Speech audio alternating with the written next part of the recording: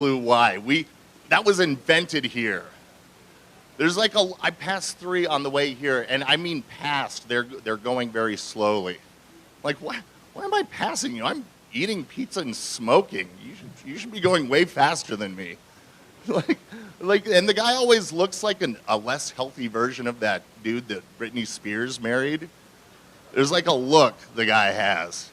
But he's just like chill. It's always on the sidewalk. The guy's just leaning back like he's in that Summertime video that the Fresh Prince of Bel-Air did. It's like, time to sit back and unwind. Knees all in his chest every time. If you're riding that tiny of a bike and you're that old, like, you need to be on your way to a half pipe. That's the only... You need to be going somewhere that has like a Mountain Dew Code Red logo on it. Like, there's no acceptable answer that those guys could give as to why they're riding time. First of all, you'd think there would be a bunch of 9-year-olds. Like, I could have sworn I parked that right here. Had a baseball card in the spokes. Like little balls on the spokes that like go up and down as the thing. Like, there's no good answer to that. Like, maybe like, okay, sir, when I point to you, I need you to ask me the question, why are you riding that tiny bike? Okay?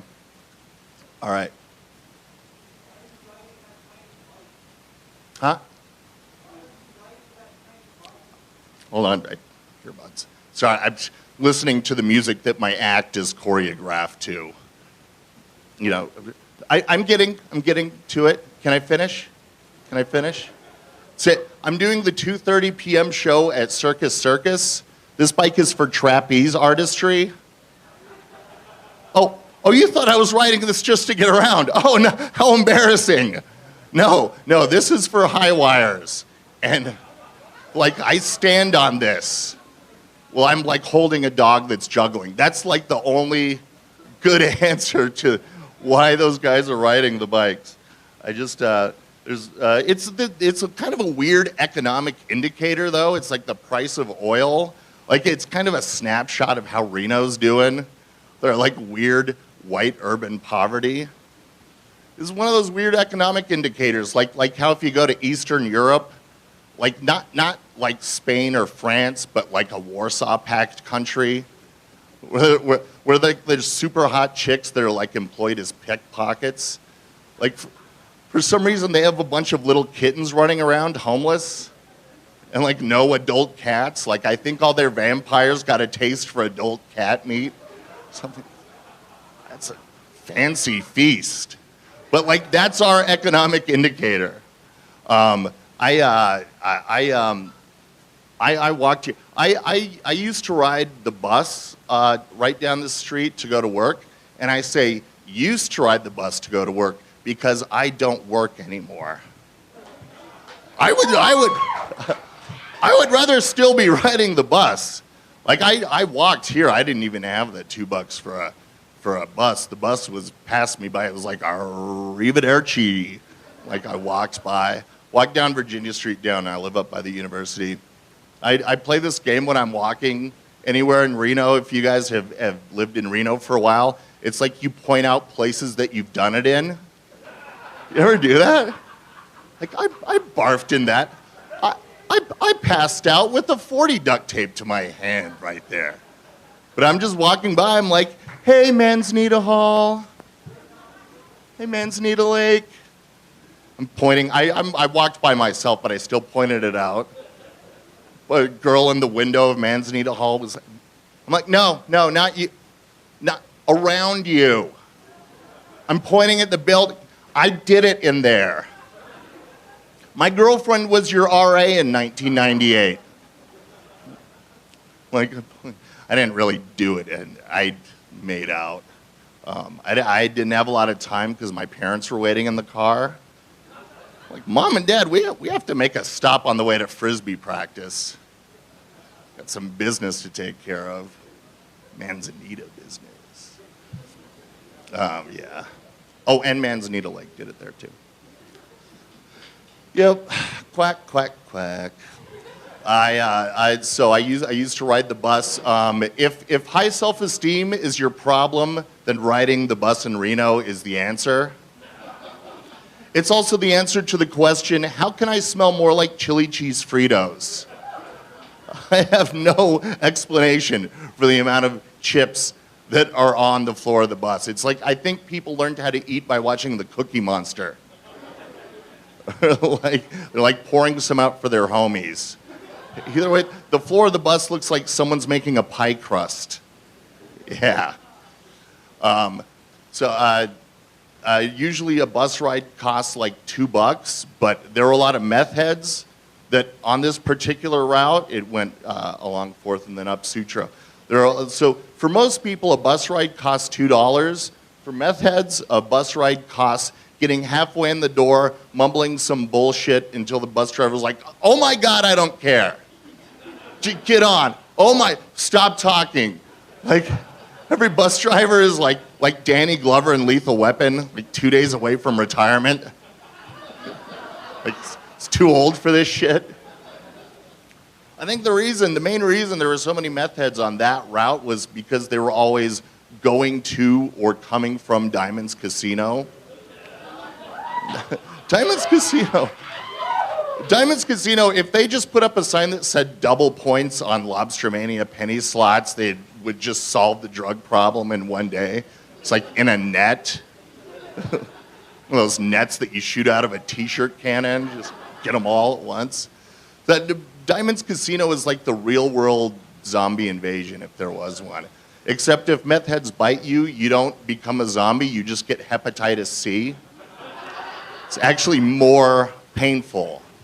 Way to go. I don't know, incurable? That chick from Baywatch has that. That makes me sad for her now. Her liver is going to be destroyed. One sympathizes. Red Bull. I don't know who's going to Diamond's Casino. It's like, oh, you know me, I like to sit back, relax, and play some video poker in the middle of World War Z. I don't go to Diamond's Casino. I wouldn't even let my Dungeons and Dragons character go to Diamond's Casino. And that elf has like leather body armor, charisma, boxer shorts of virginity, like level 5 virginity. Hey, you guys ready to see some comics? We're gonna get this show on the road. So we got a few local guys, and then we have our headliner, Ngaio Bealum, who is up here from Sacramento, and he is really, really, really funny and super awesome at making friends. I opened for him one time in Washington, and like by the 15-minute mark of his set, he had like 3 blondes wanting to go hang out and smoke weed. Have I said too much? I'm not allowed to say. See, different things are legal in Washington than here, so don't talk about Fight Club. This first comic is from Sacramento, just moved here, and he's been tearing it up in the local comedy scene. He's a really funny guy, Mr. Bryant Tarpley.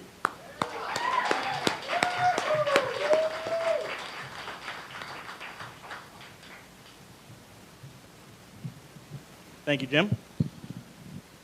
So last year, I had a New Year's resolution to lose 10 pounds.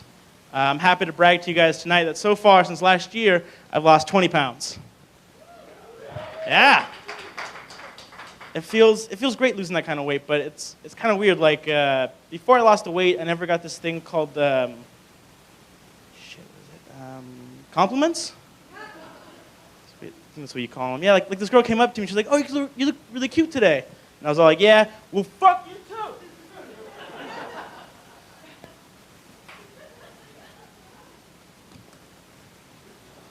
Oh, you were joking. Oh, I'm so sorry. Please stop crying. Mom, please stop crying.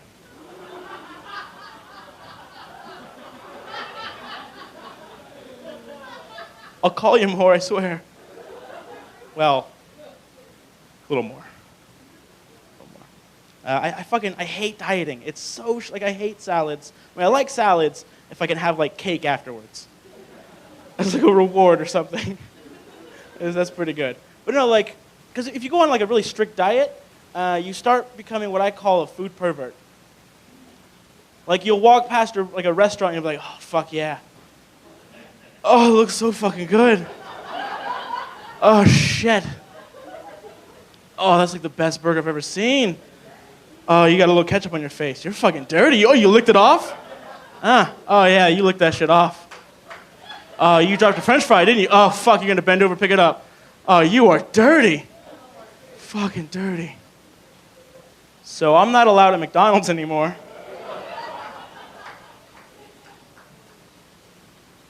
That's not very good.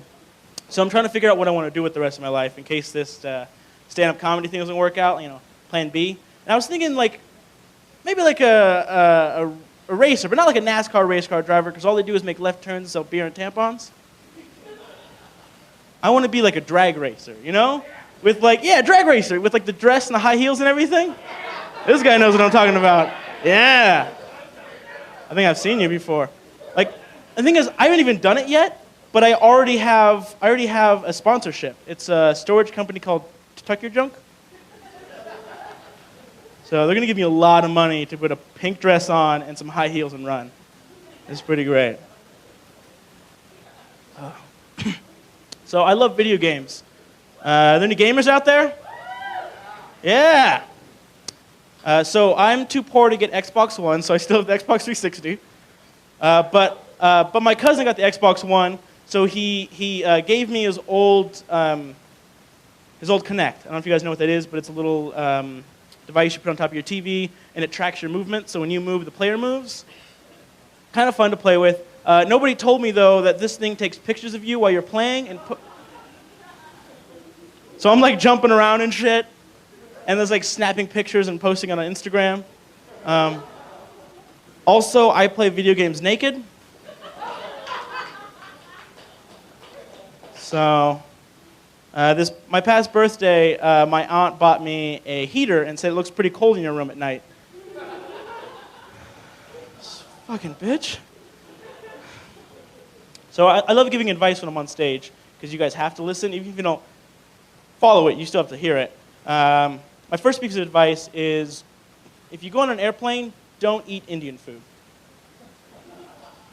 Because if you eat Indian food and then walk on a plane, you're going to end up holding your stomach, walking to the back of the plane and say something like, damn, I must have blown this shit up. Someone's going to tackle you, you'll shit yourself. It's just not good. I just do not do this shit. I fucking love beer. You guys like beer? Yeah, I fucking love beer. The problem is that I like to drink really good beer. I don't like to drink like, Pabst or like Budweiser or something. I like more like a Guinness. Fuck you. Shut the fuck up. No, I love good beer, but the problem is I can't afford to drink a whole lot of good beer and get drunk. So I came up with this idea that if I go and donate blood, it then takes less good alcohol to get me drunk. Yeah. So now I'm saving money, I'm drinking good beer, and I'm saving lives. I'm a fucking alcoholic hero, you guys. Yeah. There should be parades in my honor. I'm thinking like sometime in March, we all wear green, walk down the street, and get really drunk. Just my idea. I think that'd be a really good idea. So I'm 22, which means I'm still fairly new to drinking in bars, and oh God, I love it so much. It's so much better than the alternative. Like before you're 21, you have to go out and play Hey Mister. Yeah, a couple of you remember what that is. For those of you that don't, Hey Mister is where you walk up to random homeless people, hand them money, and then hope they buy you alcohol and not rob you. So, very fun to play. This one time, luckily the guy didn't rob me, but he did buy me a 12-pack of O'Doul's.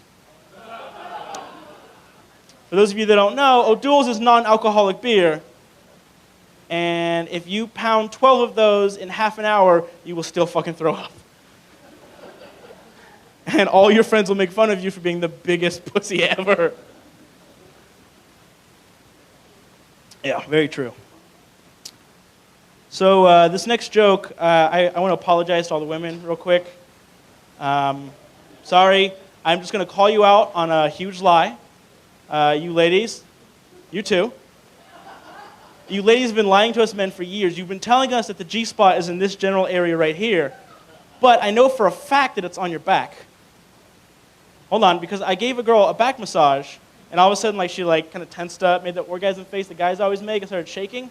I mean, the doctor said I broke her spine, but I know what I did.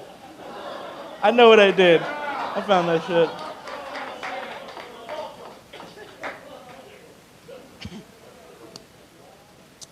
So I recently got kicked out of a massage parlor for trying to give a happy ending. Apparently, it's a one-way street.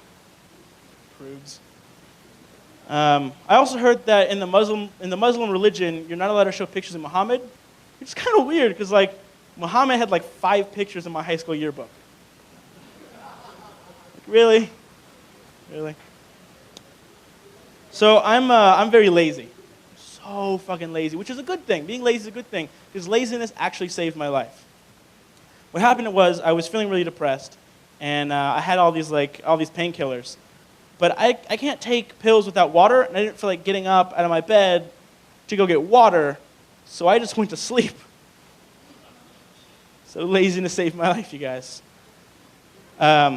This other day I walked home and I had a bottle of water in my hand. I grabbed a random bottle of pills, and I went to my room. I took the random bottle with the water, and like half an hour later, I started feeling really healthy, really energetic, and I realized that I had just taken an entire bottle of Flintstone vitamins.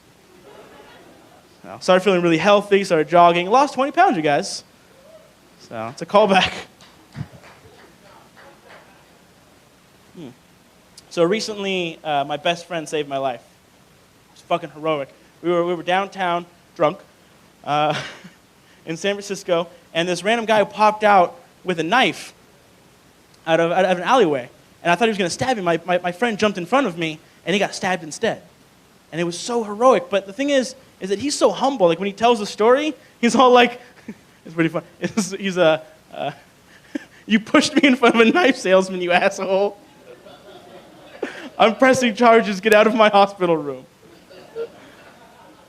So that's not good. So I'm Jewish, which is kind of cool. But right now, us Jews are in a competition for the coolest minority, and we're losing by a lot, quite a lot. And I think the reason is because like black people are really cool because they have really cool sayings. Like once you go black, you don't go back. So I wrote a really cool saying for us Jews. It's once you go Jewish, you get approved for that loan you've been trying to get approved for.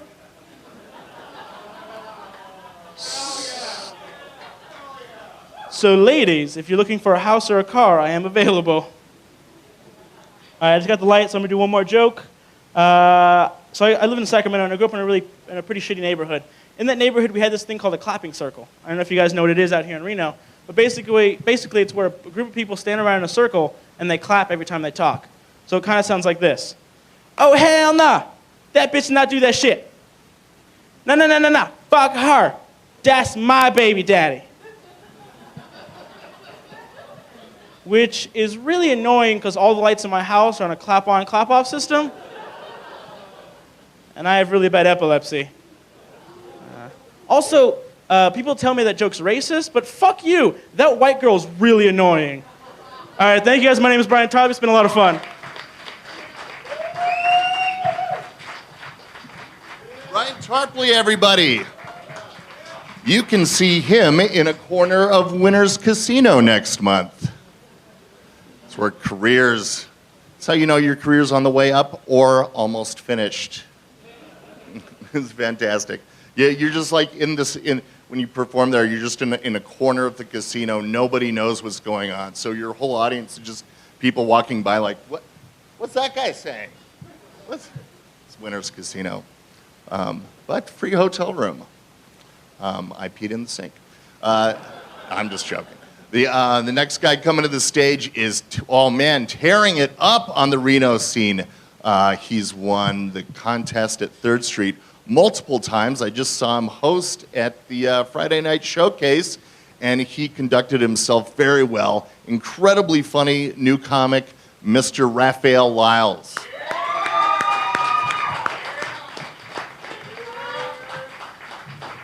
Hi guys, again. Oh, glad to see all you guys here. Said my name is Raphael Lyles. Let's get into it. You guys having a good time so far? So it's good to hear. You know, 2 great comics went on before me, 2 more going to be going on next. But now I have the mic, so you guys can all shut your dicks and listen to my jokes. So that's what we're getting into. I would say this is a pretty cool show, but I'm kind of nervous. Lying if I said I wasn't, because it's student on 4th. It's a showcase, and when I was shown growing up in movies and TVs where I got all my cues how to be a human being, if you're going to do something important, you're supposed to go through a montage. And I haven't gone through one of those yet, which is kind of disappointing. I want to say I would be like Rocky running through the Alps, punching polar bears, whatever he did, or like Daniel San standing on a knee, getting ready to punch some dude in the face, kick some dude in the face. That's a reference. I want to say when I was riding the bus this morning, I was like Eminem, had headphones in, writing down some new jokes for tonight, being like, yeah, that's hot. I don't have sex a lot. That joke's good. But no, I just got to my destination and went along my way. But don't worry, we're going to have a good time. I've been doing a lot of stand-up, and I feel that every time you do a set in stand-up, it's like a new battle. You tell some jokes, you gain some experience, you learn razor leaf, you get the boulder badge, you get cut, you move along your way. So that's what we're going to do tonight, guys. We're going to surreal. If you guys, some of you got that joke, and I said, Brian talked about video games, so no, I'm not alone when I say that I am a very nerdy person. But I'm not going to delve into that, yes. I want to explain a little bit about myself, who Raphael Laus is, if you're all wondering. You guys can see me. I can kind of see the looks on your faces. I'll answer a big question right up front. Yes, I am black. I know it was a shock to me, too. The doctors did come back with the blood work, though, and they do say it's terminal. So I'm stuck like this. It's not bad. I'm actually only half black, half white, if that makes it better. I don't know. A weird thing about being a mixed race person is the different reactions you get from a races you're the mix of. Because the black people don't think I'm black, and the white people think I'm too black to be white, which, I don't know, let's be honest, guys. Guys, I'm not that fucking black. Revenge of the Nerds is my roots, which is weird because roots should probably be my roots. But I'm not that kind of guy. I'll be honest here. I said the black people don't think I'm black, which is odd because I really thought I had everything you needed to be a black person in America, like the bad credit and the love of white women and the need for crack cocaine. But I didn't stack up to the test, apparently. Right? That guy knows what's going on. The white people, I stop here. I'm going to say the phrase the white people a lot tonight. You guys, I'll let you, whatever. You guys are laughing at my jokes. You guys are the good white people for this scenario. The bad white people are the ones outside who didn't come to the show. And so the bad white people, not like you guys, are also the ones who feel that definition of race is so clear-cut. They're like, well, Raphael, if you're half black, does that mean that you're black from the waist down? Half of me is offended. The other half completely understands why you're asking that question. I said, ladies, for the sake of argument, I have to be up front. No, I'm not fully black from the waist down. There is some white down there. It basically means I have an average-sized dick, I can't dance, and I still can't dunk. So, nobody feel bad for me in this sense, because, as you guys know, a half-black person is a great commodity when it comes to women, because I'm a perfect stepping stone for anyone who wants to see if they're willing to take the commitment it requires to have sex with a real black person. You guys all know the saying, once you go RAF, you still have time to go back to white. So, thank you. No, I said earlier, I'm a very nerdy guy. Bryant was talking about video games and not owning an Xbox One. He's a poser. But shots fired. Video game shots fired. Point being, I am a very nerdy person. I watch anime. I read a lot of comic books. I play D&D every week. My life is awesome. But when you do that kind of stuff, you start to have a bad worldview if you ingest too much nerd media. I'll explain. If you had asked me before, I would have said that we live, out of all the timelines we could, we live in the worst timeline. Said, no one here is part of the X-Men. You're not a super scientist. I'm not even sure if there's a pantheon of gods for me to sacrifice my goats to. Which sucks. I've been drinking goat blood for nothing this entire time. Sorry.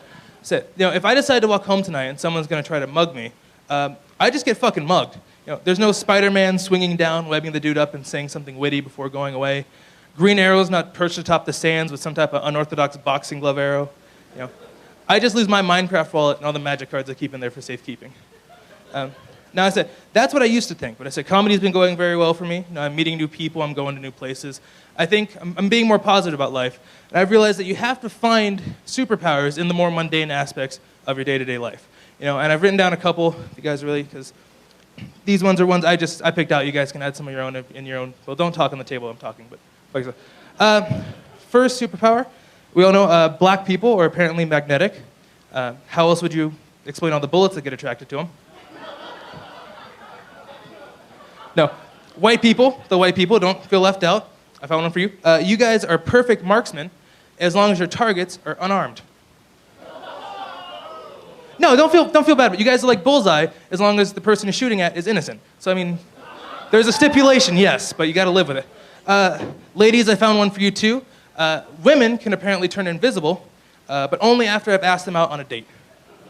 There's a catalyst, and I know, right? Fucking sad. Oh, I love you too. What? Pick this up, and we'll get back to that. Speaking of women, I don't do very well with the ladies. Surprising, I know. A couple reasons for that. One of them is because I have a general mistrust of women. That sounds bad when I say it like that, so let me explain. I grew up playing video games, and in a lot of the video games, all women want to do is steal your power and take your potions. I'm not looking for that in a long-term commitment. I don't know if that's what you guys do here, but if I saw that on Tinder, I'd totally swipe left. I play a lot of online video games, and 95% of the time when you think you're talking to a girl, it's just some dude named Jose who's jacking off, sending you dick pics, asking if I'd like to fuck him. It's like, I'm sorry, Jose, I can't be gay and black in Nevada. I might as well shoot myself. That was good. And I wish I would find a girl on like a video game or something like that, because I have a type. I like nerdy girls. Any nerdy girls in the audience? Two, I'll take it. I like nerdy girls. I know it kind of bottlenecks me, but I said my dream girl is someone who has like, thick rim glasses, a Doctor Who hoodie, whose main attachment to me is that we both watch Game of Thrones, and I'm borrowing her DVD at Clerks, so she has to text me back. I said, and we have such a good relationship because all I can do is talk about anime and video games, and she's imaginary, so we just have perfect chemistry. I know if I ever want to get a real girlfriend, eventually I need to actually better myself. I want to make sure that my future girlfriend's as hyped to be with me as I am to be with her. So I'm going to better myself as a person. I'm trying to lose some weight because of the girl thing. And also I feel that every joke I make about me having a heart attack becomes more of a reality with every passing day I have cake for lunch. Hey guys, I got a lot of stuff I have to do. I can't die. I haven't seen Birdman yet. GTA 5 is in my PS4 at home. There's shit on my plate, and I can't afford death.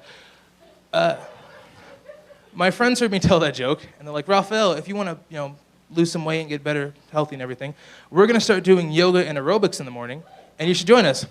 Now, you wooed for yoga. I said no. Here's why. Fuck yoga and aerobics. We're going to go into this. But they're like, Raphael, why, you talk about it on stage. Why don't you want to do it? I'm like, well, I also talk about D&D on stage. That doesn't mean I want to go out into the woods with a sword and shield, attacking hikers demanding their gold. I'll go to jail for that. Fuck, and I've seen The Wire. I can't handle jail. Fuck, unless the leader of Cell Block D is determined by their Spider-Man knowledge, I'm gonna get fucked. And I don't want that to figure out, I don't want that to be how I figure out I have a butt thing. Point being, I said no, because I'm a gentleman, I'm not gonna do yoga. I don't wanna go outside for any reason, let alone yoga and aerobics. What the fuck? Like, you guys have been outside, it's fucking scary, right? There's like giant metal dragons called cars, and attractive women, and women behind the wheels of cars. It's fucking horrifying. It's terror all day, every day, and I can't handle that. I know, right? Ladies, am I right? No, it's cool. No, okay. I read a BuzzFeed article about feminism. I'm in the loop. I got this. So there's like, okay, you don't want to do yoga and aerobics. If you're gonna try to be healthier, just eat healthier. Drink some cool drinks. That's understandable. So my friend gave me something called a kombucha energy drink. Have you guys heard of those things? Right. So he's like, drink this. It's very healthy for you. It'd be good. I tried it, and it was the worst thing. It was metallic-y, and it was like the Silver Surfer's cum. That's all I could really compare it to. Just metallic-y and vinegar. And I swallowed it again, because I'm a gentleman, as you do. Ladies, again, am I right? Swallowed that cum. No. This took a turn I was not expecting. Yeah! Am I still screaming? Shut it. I love you too. Oh, I asked him, why the fuck would you drink this? This is the worst thing I've ever tasted. He's like, yeah, it sucks now, but you're going to drink half the bottle, your body's going to get addicted to it, or they're going to like it, tell your brain that it's perfect, and you're going to be hooked. I'm like, that's the most gangster, drug dealer mentality. Snapple doesn't do that. Snapple wants you to like their drink to start off with and come back for more. Kombucha wants you to be itchy an hour later if you haven't had another one. It's like, fuck, dude, I need that raspberry chia seed shit. No. That's the same hype that they gave to when people started smoking cigarettes. You're going to smoke half the pack, you're going to get addicted, and 50 years down the line, you'll stop paying us because you died of lung cancer. Next time he's like, okay, Raphael, you really want to get into your beach body, start doing meth. because you liked Breaking Bad, and what would Walter White do? It's like, Walter White, you guys watch Breaking Bad, he wouldn't do his own product, right? Breaking Bad fans. I also don't do a lot of product. Any weed smokers, marijuana enthusiasts? This is the right place for you to be. I can't do it. I'm fucking bad. I can't smoke weed, which is weird because I'm really good at drinking. If I drink alcohol, I stand a little straighter, I can speak a little slower. If a cute girl comes and talks to me, I can have a conversation instead of dropping to the ground and having a stroke, which is not what you want to do when you want to be introduced to their vagina later on tonight. So I don't smoke weed. A couple reasons I don't smoke weed is because I've always been bad at it. When my friends would smoke, they'd go off and talk about like religion and politics and like David Lynch films, really highbrow stuff. And I'd just be on the couch being like, holy shit, is this room really stretching? And it was. Some dope reefer. Another reason I don't really smoke that much is because it made me come to terms with my own mortality. You shouldn't watch a documentary about the end of the universe while high. That'll fuck you up. So I decided to stop so I wouldn't keep crying at night. Guys, I'm going to be ending soon. I hope you guys have had a fun time so far. Thank you very much. Before I leave, I want to talk about, because I know my jokes say nerdy stuff, black stuff, whatever. I don't usually talk about raunchier things. Like some comics do dick jokes, vagina jokes, dick and vagina jokes. I like to stick to what I know. I like video games, because when I started writing jokes for stand-up, I was told to write what you know, and I don't know the first thing about my dick. Like, honestly, I'm not sure why it sticks around at this point, considering how little game time it gets. No, it's like, I know you guys think that. It's just surprising, right? You think, Raphael, he dresses nice. He can speak in full sentences. He must have to wear a life vest to stop himself from drowning in all the pussy he gets. But first impressions can be deceiving when you look at this sexy bod. No, I don't use. I think the reason I don't use my dick a lot is because my dick's PR team isn't really pulling their weight. Like, they're not doing what they could be doing for the brand that is my dick in general. Maybe like a spot on the Tonight Show or something, I'll be back in the game. Because when you think about dicks, as we all do, there's a lot of famous ones that come to, you guys do, a lot of famous ones that come to mind. The most famous dick in my mind is wielded by a man, a knight by the name of Sir Mix-a-Lot. You guys all know Sir Mix-a-Lot. His dick's PR team went above and beyond the Call of Duty with this line. Sing along if you know the words. My anaconda don't want none unless you got buns, hon. Perfect. Yep. That is a perfect sentence in my mind, because in 10 words or less, well, 10 words, he tells you everything you need to know about his dick. You guys look confused? Let's get into it. Part 1, my anaconda. Stop. Making sure that everyone knows that his dick is long, it's strong, it's down to get the friction on. So long and strong, in fact, that can only be compared to the largest of land reptiles, the anaconda. Have you seen an anaconda? They're fucking huge, like his dick. Part 2, don't want none unless you've got buns. Stop.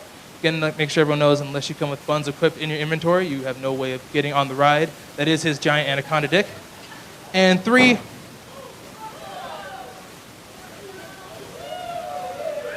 spin it and bop it. And okay, we're done. Part 3, hun.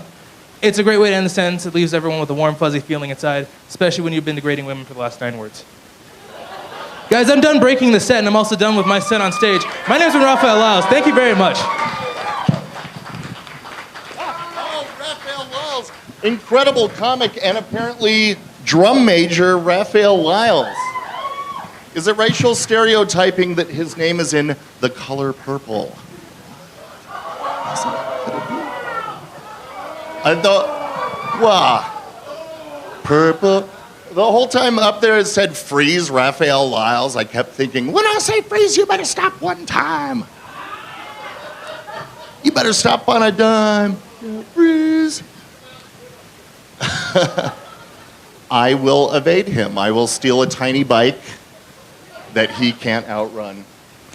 Speaking of freezing, this next comic is a good guy to take ice fishing because he's awesome at drilling holes. And he's a really good comic. He's really funny. He's your featured comic. He's just got great energy, killer material. He lets it all hang out. It's Mr. Ethan Pickett.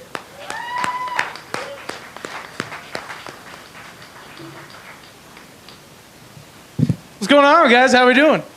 Woo! Awesome.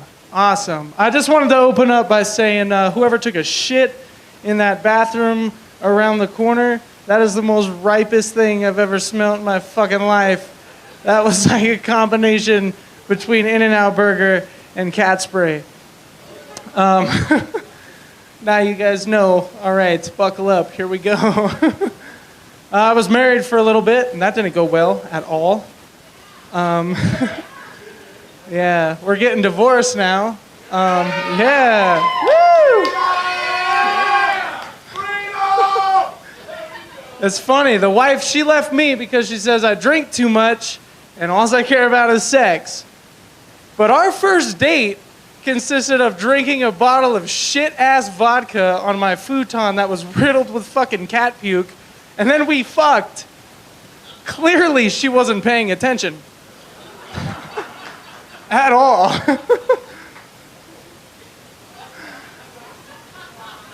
Hey, man, we just fought too much. That's really what it is. We just fought too much. You know, and it just gets to a point where it's bullshit. You know, we just fought too much. A good 30% of the time, I'd say we were happy, we were civil. And then the other 70% of the time, I wanted to set her on fire and just drink a beer and watch her run around. Just gonna stand there and watch me burn. That's all right because I like the way you burn.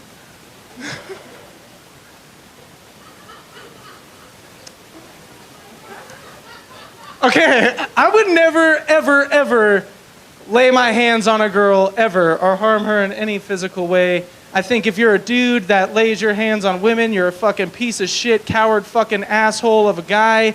I think you deserve to be fucking skinned alive and buried up to your neck in fucking red ants. And then some fucking Shaquille O'Neal motherfucker comes out and just fucks the eyebrows off your fucking face. Just, you gonna hit women? Fuck no, because you got my fucking dick in your mouth, boy.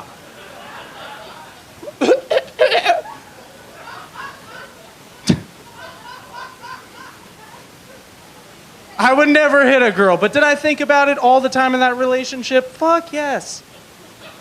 Fuck yes. Just grab her by the neck, back of the neck and put 2 holes in the drywall. Just get a new poster and cover that shit up. I wouldn't do it. It's funny though, because the people that you love the most are the people that you fight with the most. And that's because they know who you are. They know how to push your fucking buttons, man. That's what it is, and that's totally true. We would always get in fights over about stupid shit, like where we're gonna eat, like what we're gonna eat. What do you feel like for dinner, babe? Oh, I don't really know. How about Chinese food? No, Chinese food doesn't really sound too good. Okay, what about pizza? No, I don't like pizza either. It's fattening, and I'm already feeling bloated.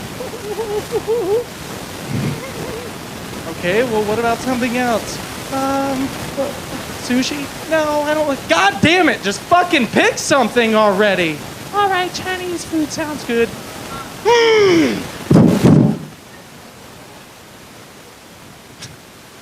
I would have loved to do that.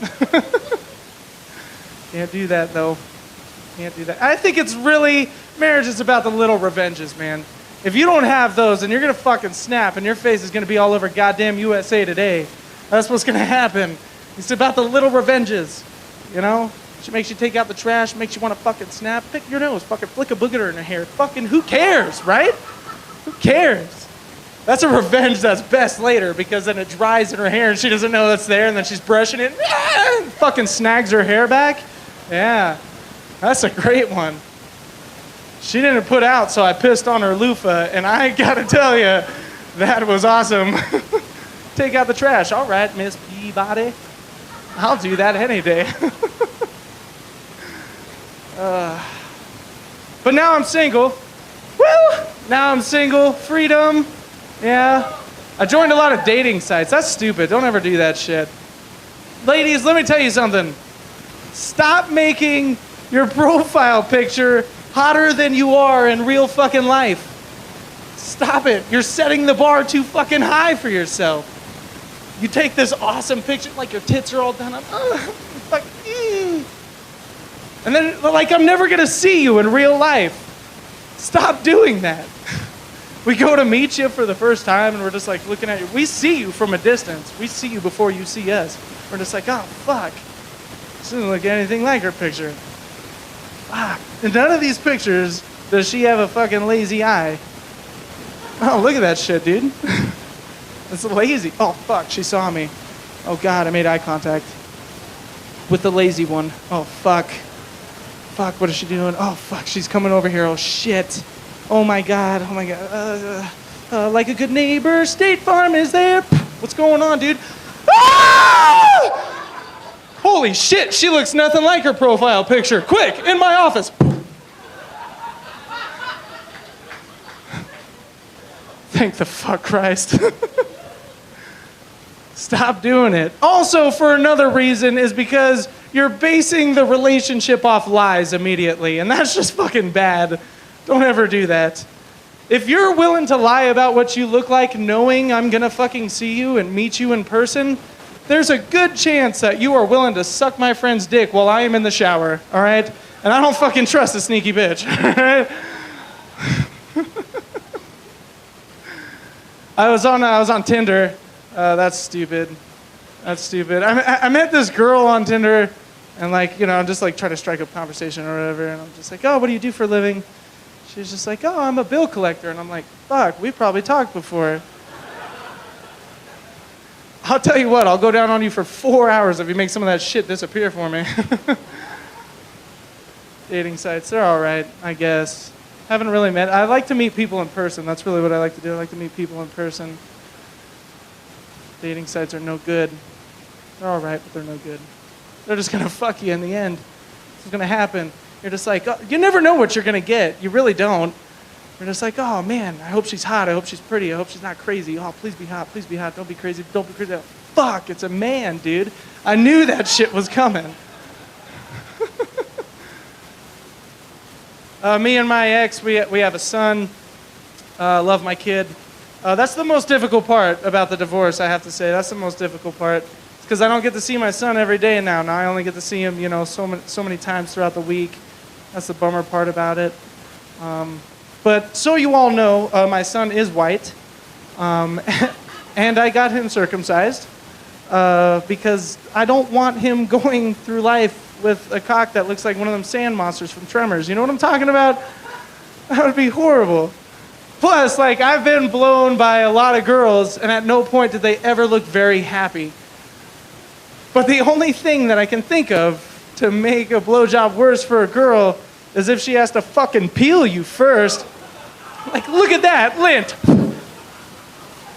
Save that for kindling in a survival situation.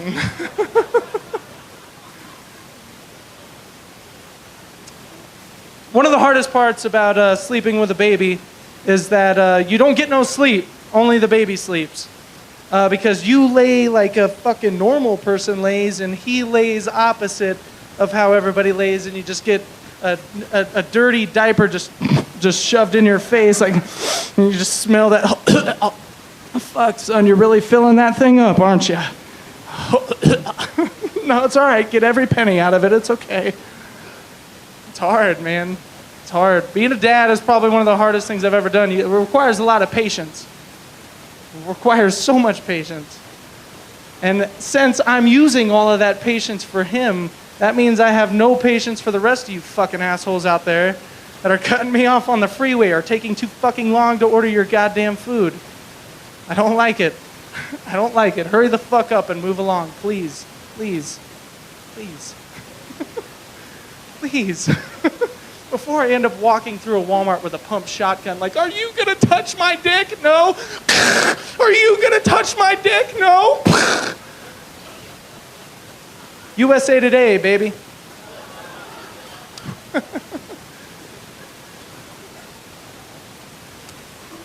It's very true. I got to a very low point in my life, and don't fucking judge me when I say this. I got to a low point in my life where, since there's not a female readily available, I jerk off a lot. I do that because it mellows me out. It keeps me fucking clear-headed and fucking good. I got to a very low point, though, where I fucked a fruit. Yeah, I'll let that sink in. Go ahead. Yeah, I fucked a fruit. Actually, it wasn't really a fruit. It was a vegetable. I took a cucumber, and I halved it, and then I placed it in the microwave for a gentle 5 seconds. And then I took it out, and I hauled it, and I fucking tore that pussy up like a goddamn man. Yeah, that's right. Yeah. Now, I don't know what's sadder, the fact that I actually fucked a cucumber or the circumference of my dick actually fit inside of it, you know what I mean? That's pretty bad. It's a very low point in my life. I'm not very proud of sharing it with you guys, but I feel like it's something that kind of bonds us. So now you know that about me. That when you come up to me after the show and be like, Ethan, you were not the funniest guy there, but hey man, these hands were built to make fucking cucumber pussies. And yeah.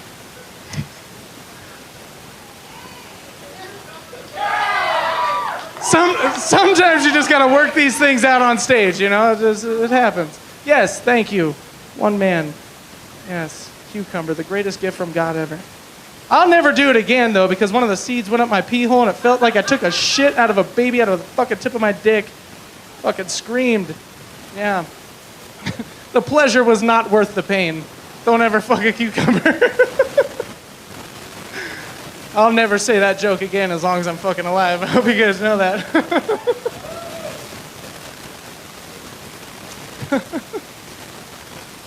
Yeah.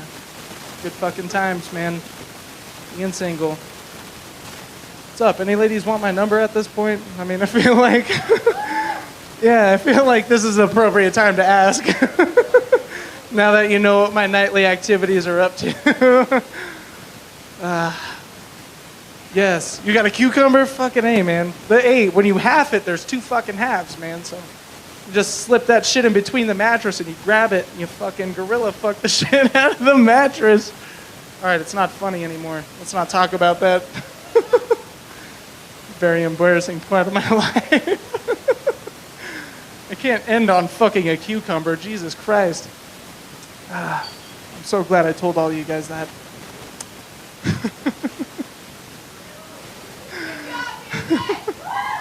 As of right now, I'm pretty much looking for a white trash, redneck kind of girl that we can go fish with.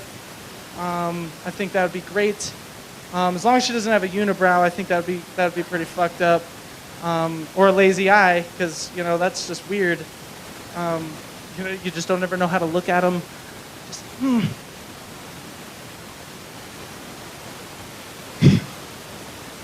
Sometimes you just don't get to say anything. I don't know, man. I think it's a lot easier if you, if you do, because guys, this has definitely happened. When you go to meet a girl for the first time, guys, we always see you from a distance. I think this is a great thing to do. There's 2 options. You can either fucking turn and run and walk the opposite way before she fucking sees you, or you can go through with the date. Now, it might sound mean to just fucking leave her, but ignoring a phone call is a hell of a lot easier than coming up with a reason why you gotta cut the fucking date short, you know what I mean?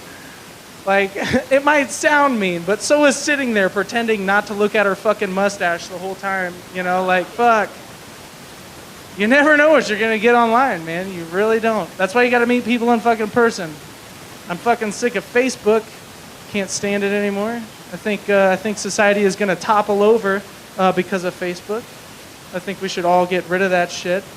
I think all of us should eat a nice healthy dose of 7 grams of psilocybin mushrooms, and then we interact like people on a human level.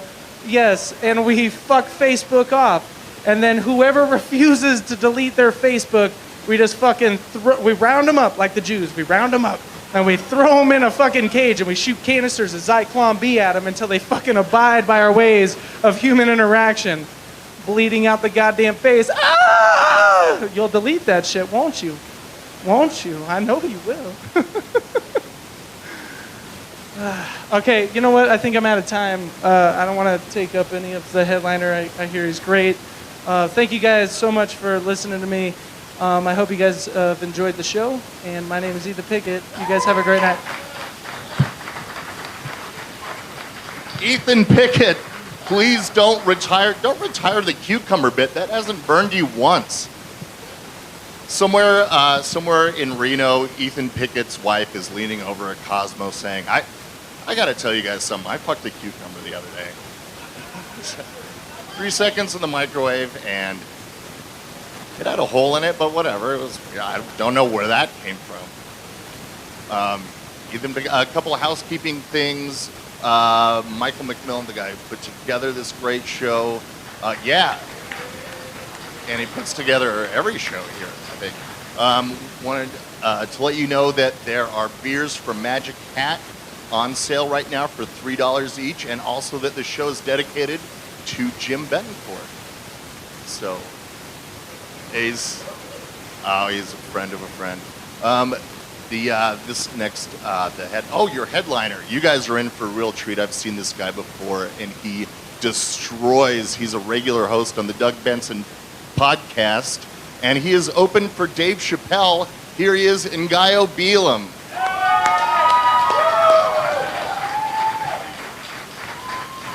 Hey, how's it?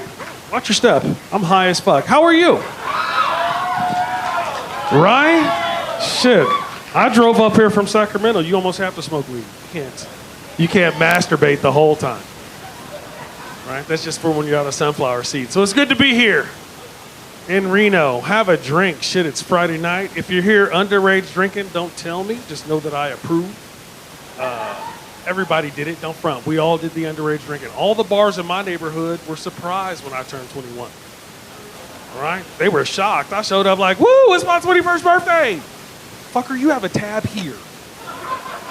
That's your picture on the wall. What the fuck? You're on the softball team. Been drinking here 6 years. How the fuck? Just be cool. I don't drink a lot because I smoke a lot of weed. Look at my haircut. It's not a secret. I love marijuana. I love it. It makes me a better parent. Right? I don't beat my kids. I'll talk to them 3 or 4 hours. They probably wish I would hit them. They were like, man, are you still talking? Can I get an ass whipping? Please. Fucking wrap it up. Shit. I got things to do. It's not a secret. My kids know I smoke weed. I can't hide it from them. Right? My daughter busted me one time. She was like 10. I pulled up at the school to pick her up. She's walking up to the car like, wow, Dad, this whole car smells like weed. I'm like, shut up. The principal's right there. We will all get detention. Just get in the fucking car. Stop snitching. Shit. But they know there's benefits. They reap the benefits, right? Thanks to marijuana, Dad will take you to any animated feature ever, at any time, ever. They just tell me the plot line. What happens? What? The panda knows kung fu. Hell yeah. Shit, get your shoes. Get in the car. Hurry up. Let's go. I don't want to miss the previews. Let's go, let's go, let's go. Is it 3D? Tell me it's 3D. Dad loves 3D, right? The movie theater, like, you guys go get the tickets. Don't look at me. Look for cars. Look for cars and go get the tickets. And get some snacks.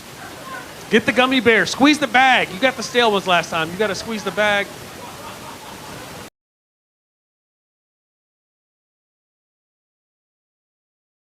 You're underage drinking, don't tell me. Just know that I approve. Everybody did it. Don't front. We all did the underage drinking. All the bars in my neighborhood were surprised when I turned 21. All right? They were shocked. I showed up like, woo, it's my 21st birthday. Fucker, you have a tab here. That's your picture on the wall. What the fuck? You're on the softball team. Been drinking here 6 years. How the fuck? Just be cool. I don't drink a lot because I smoke a lot of weed. Look at my haircut. It's not a secret. I love marijuana. I love it. It makes me a better parent. Right? I don't beat my kids. I'll talk to them 3 or 4 hours. They probably wish I would hit them. They were like, man, are you still talking? Can I get an ass whipping? Please. Fucking wrap it up. Shit. I got things to do. It's not a secret. My kids know I smoke weed. I can't hide it from them. Right? My daughter busted me one time. She was like 10. I pulled up at the school to pick her up. She's walking up to the car like, wow, Dad, this whole car smells like weed. I'm like, shut up. The principal's right there.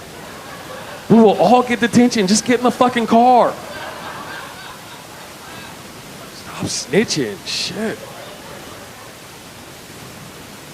But they know there's benefits. They reap the benefits, right? Thanks to marijuana, Dad will take you to any animated feature ever, at any time, ever. They just tell me the plot line. What happens? What? The panda knows kung fu. Hell yeah. Shit, get your shoes. Get in the car. Hurry up. Let's go. I don't want to miss the previews. Let's go, let's go, let's go. Is it 3D? Tell me it's 3D. Dad loves 3D, right? The movie theater, like, you guys go get the tickets. Don't Don't look at me. Look for cars. Look for cars and go get the tickets. And get some snacks. Get the gummy bears. Squeeze the bag. You got the stale ones last time. You got to squeeze the bag. You have to teach your children these life skills. And they'll be doomed to stale gummy bears.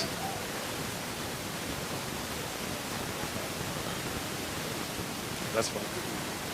What was I talking about? Weed. I love marijuana. I don't care who knows. It's not a secret. Marijuana. Hey, are you guys going to legalize weed in 2016? Let's do that shit. Let's do that shit. That applause was great, but vote. Go hard for weed. Don't just vote yourself. Get your neighbors to vote. Like, we tried to legalize weed in California in 2010. I went ham, right? I went door to door in my neighborhood. You feel me? Like a weed Jehovah's Witness. Right? I have some good news about weed. Can I share it with you? Good morning. I'd like to talk to you about my personal relationship with marijuana. Do you have a few moments? Hi, have you accepted weed in your life? Hi. Yeah, I have some papers. I have some papers here. Adam.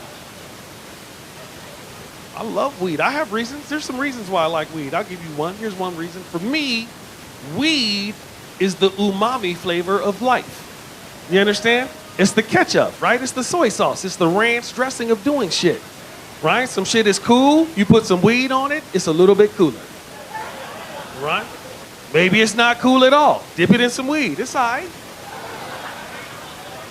You feel me? Right. I don't care to wash dishes, but I don't mind getting high and washing dishes. Right. It takes an extra hour because I have to make a playlist first.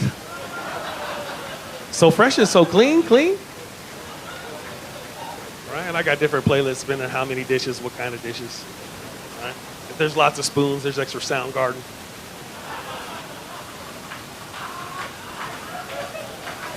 Wash those dishes while you can.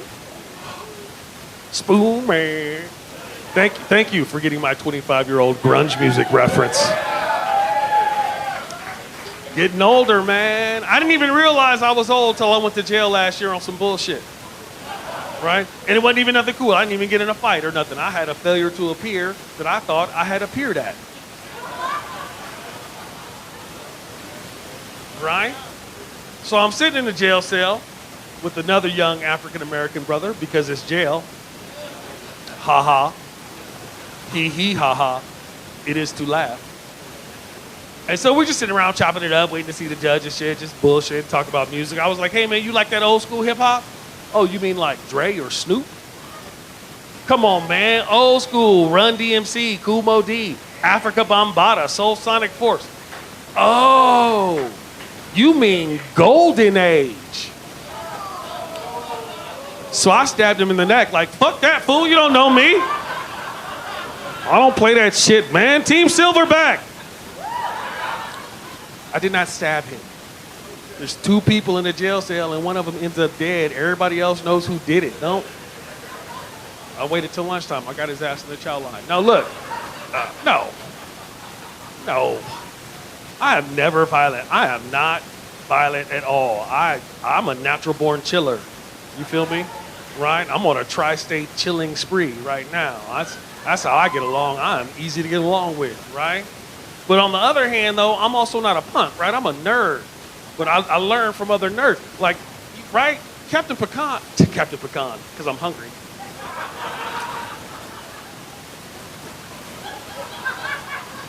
Captain Picard, Jean-Luc Picard of the Starship Enterprise, he taught me a long time ago, you have to treat Klingons like Klingons. You understand? You can't be afraid, right? Just because I don't want to fight you doesn't mean I won't act like I might fight you. Right? You got to step up. I'll cuss you out in Klingon. I don't give a puta. Oh shit, he didn't mean it. Man, and then you see him in the parking lot later like, woo, shit, that was close.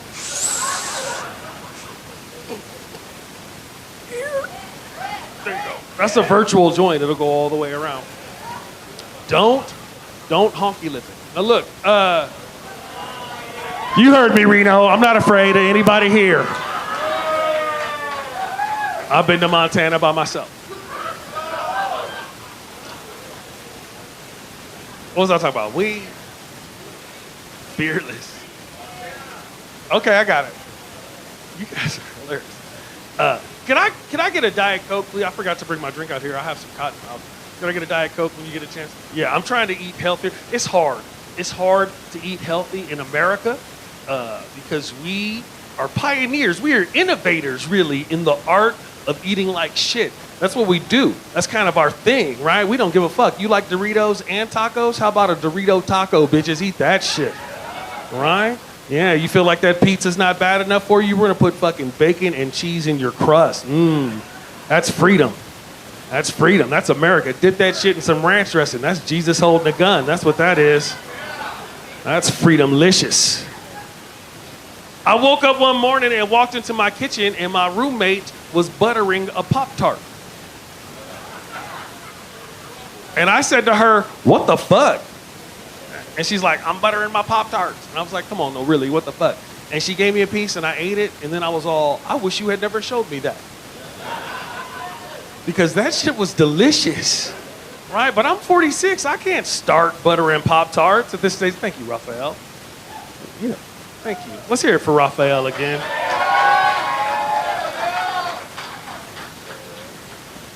Like Gomez Adams and Questlove had a baby.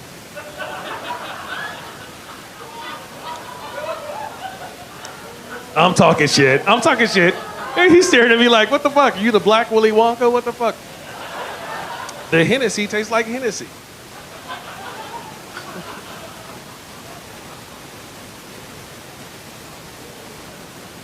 What was I talking about? Weed? I love marijuana. I do. You guys got to legalize weed. I know you got dispensaries opening this year. That's hella exciting. That's hella exciting. 65 in the state. That's the shit. That's the shit. I'm going to open a business. As soon as we legalize weed in California, I'm opening my Bud and Breakfast Hotel. Would you come visit me at the Wake and Bake Inn? Would you come say hello? Of course you would, right? Good morning. Good afternoon. Right. We don't get up that early at the Wake and Bake, right? Check-in's at 3. Take your time, dog. We're classy. We're classy. We got a little pot chocolate on your pillow. When you get there, your first night, eat that shit. Knock yourself out, sleep good, wake up refreshed. Oh, man, I feel great. Hey, you're just in time for lunch.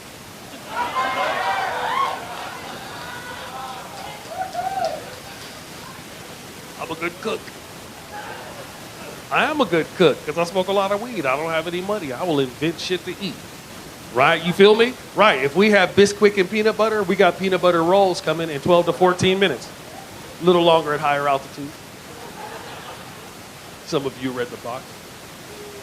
I looked in the pantry one time. We had marshmallows, margarine, and top ramen. I'm making ramen treats. And they were hella good, too. They were. Don't use the flavor packet. That'll fuck it up. It's not a savory. Glad you guys know what top ramen is and shit. No, because sometimes you get an upscale crowd and shit, and they just fucking stare at you like, ramen? I had to break it down to a crowd one time. I was like, well, y'all know cup of noodles, right? Uh-huh. Well, I can't afford a fucking cup. I'm just trying to get noodles.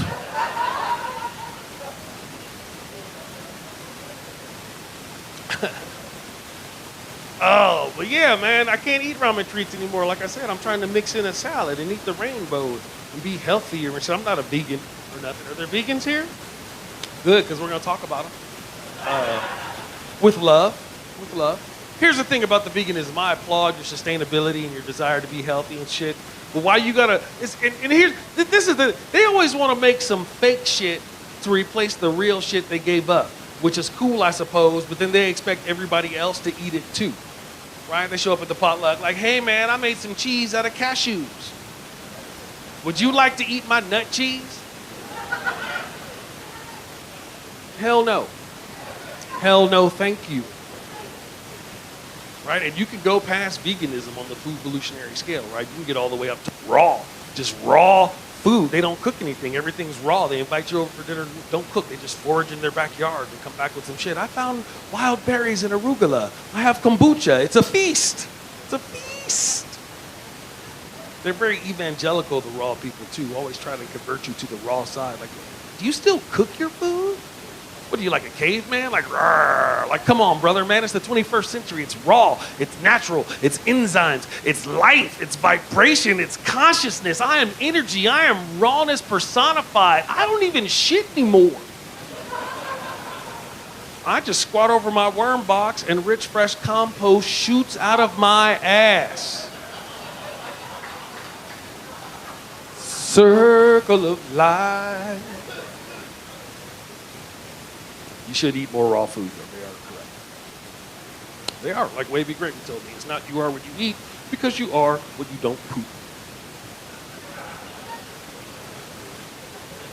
Some of you still with me. Some of you just staring at me like trout right now. It's like, talk about your dick or something. It's huge. You know what they say. Once you go black, you're out of the will. I hope everybody gets laid after the show. I do, right? I do. Some of you are like, woo, and some of you are like, it's easier to watch porn. It is. It's so easy. It is so easy to watch porn in America. You can watch porn on your smartphone in your car before you go to court. Right? Because you never know what's going to happen in court. Shit might go sideways. Get one last one in, just in case it all goes wrong.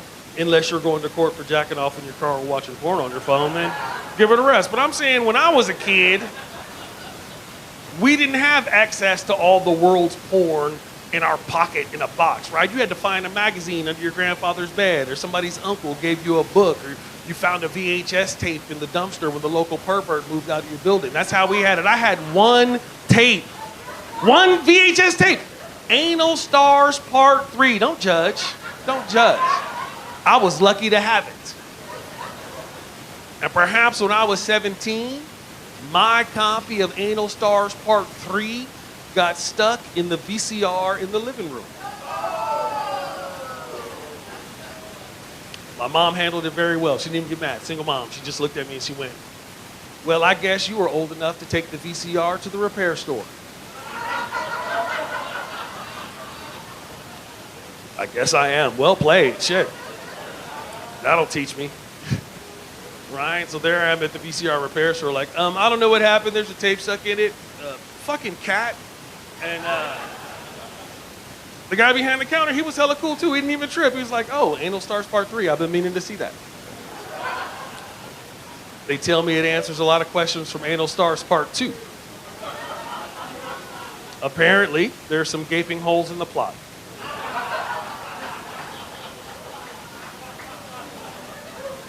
You can applaud and boo at the same time if you want, because it's crisp, but yeah, really? Like, yeah, I get it. You're like, that was fucking horrible. Thank you. It's kind of what I'm going for there. Embrace your dichotomies.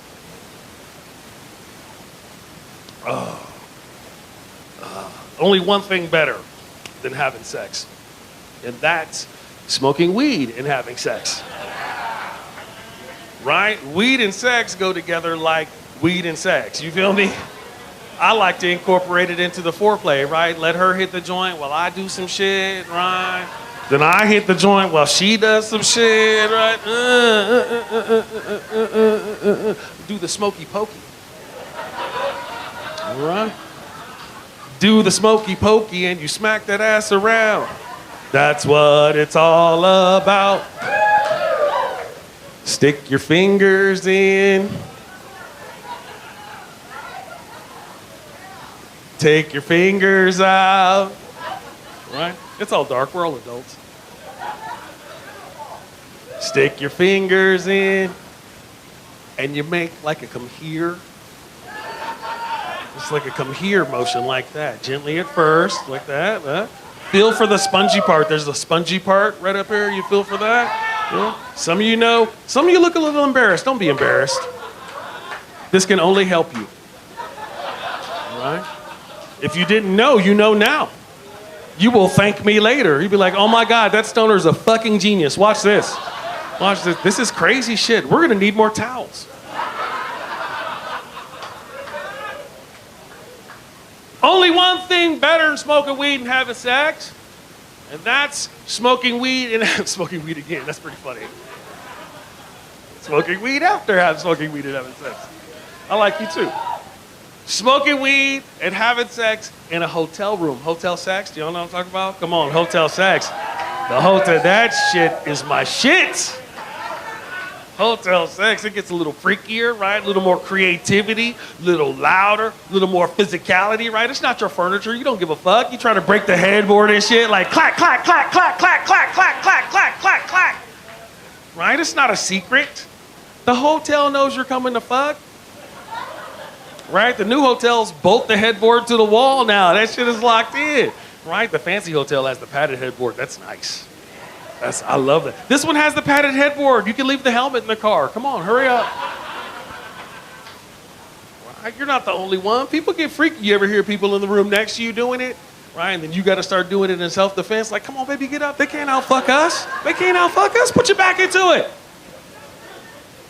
Right? Those are my real neighbors. I don't give a fuck. They go back to Texas Wednesday. I'm going to get it in.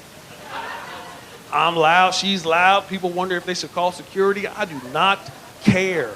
I get all kind of side eye at the breakfast buffet. But that's not the walk of shame. That's the walk of game. You understand? Right? Good morning. Good morning to you too. Yes, I am in room 403. I hear you whispering. Yes, I am. Thank you. Thank you very much. Yes, I know. I'm sorry. I apologize. I'm sorry that you had an uncomfortable conversation with your children. But she had the fishnets on, and that's a trigger, dog. I'm not. Huh? No, I'm not even hungry. They're fixing the headboard. I came down here to get some butter and some syrup from the waffle bar. Right? And now I'm going to go see about a late checkout. That's kind of my plan. I'll try to get it one more time with butter and syrup. Treat you like a chicken and waffle. Come here. I want to lick you from your head to your toes. I love that song because it's nasty. I like nasty songs. I don't like crude. You don't be crude, right? I want to fuck you like an animal. Like, hey, I mean, I do. And I'm gonna. But you'll figure it out. I just go to it roundly, sir. Right? That's why I like that Ludacris, because it's, you know, I wanna lick you from your head to your toes, right? So move from the bed down to the floor. I wanna. That's the best part. That's the best part of that song, right there. Just that's earthy. That's what that is. That's what it is. Just I just sing that part of the song behind people at Whole Foods.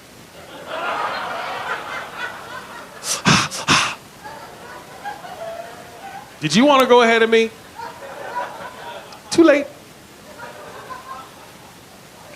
I just like it nasty. You can come at me old school. You get me with some classic rock, OG Steve Miller Band type nastiness. You remember that one? Like, really love your peaches, wanna shake your tree. Hell shit, I'll wait up for a tree shake and hurry over. Right? I'm in the shower, the door's open. When was the last time you had your tree shook? Like, all right, try to get the top fruit.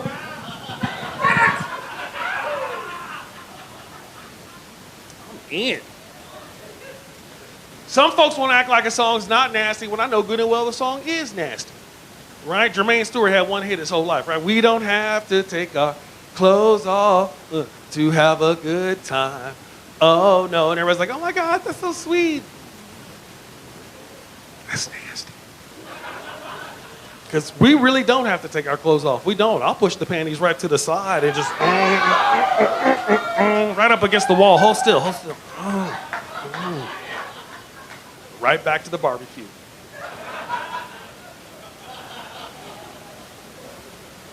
I was in Monterey one time. I told that joke. There was an old dude sitting in the front. Monterey represent. There was an old dude sitting in the front. He was like 75 years old. And he looks at me and he goes, we used to call that the hook and schnook. That's some OG science.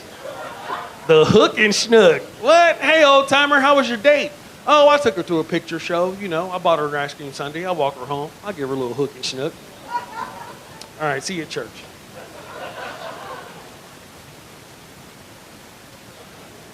The hook and schnook.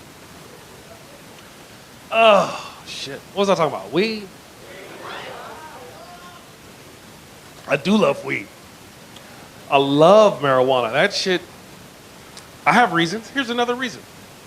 Marijuana is medicinal. It helps people all the time. You read shit all the time. Weed fixes that. Weed's good for this. Weed's good with that. They just published a study. Marijuana helps to alleviate the symptoms and the onset of Alzheimer's disease. It's true. It's true, right? How it works is you get so used to forgetting shit, you develop a system. Then the Alzheimer's kicks in, you don't even know, you just think you're high. Because you do forget shit. You do. Mostly I forget where I put my weed. That's really mostly what happens. I'm not lying. I found hash in my passport one time. That's not a good idea. Right? Don't hide your hash in the passport. That's the first place they look, right? Like, can we see your passport? No. I'll race you to the consulate. Fuck that. No. I don't carry weed internationally. I carry it domestically. I'll get on a plane. I don't give a shit. TSA does also not give a shit. I mean, don't bring 1.5 pounds, but if you have what is easily recognizable as a personal amount of marijuana, they don't care. I've been busted. I got caught in Spokane one time, right? I'm going through the scatter machine, and sir, what's that in your pocket? And I was like, it's a pipe and a small amount of medical marijuana. And he goes, oh, that's not going to affect the safety of the plane at all. My thinking exactly, sir, and good day to you.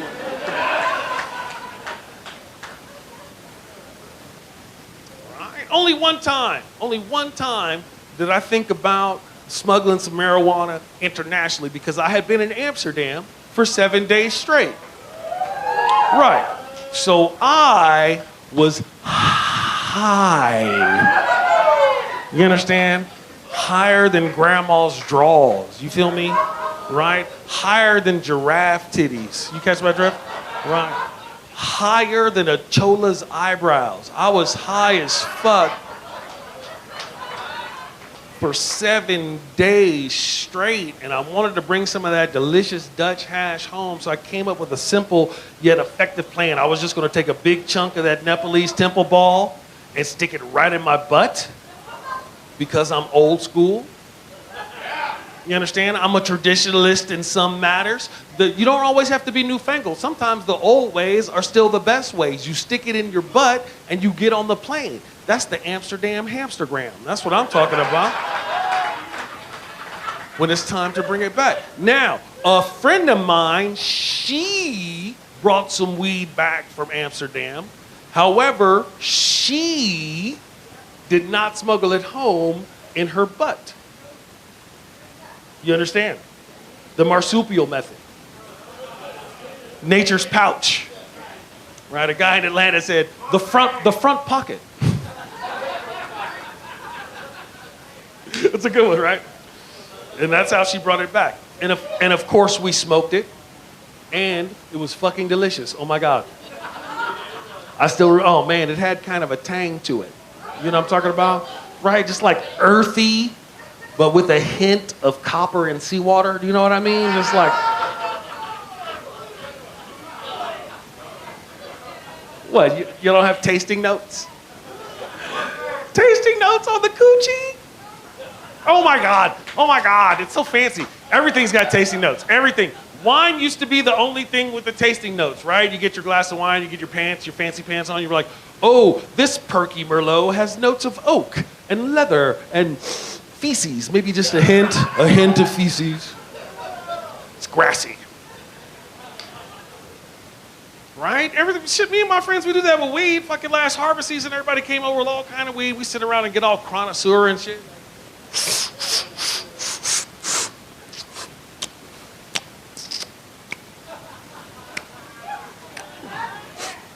That's a Susanville train wreck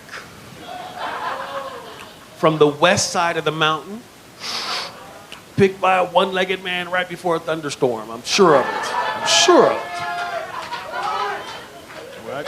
Your flavor is good, sir, but I take issue with your cure.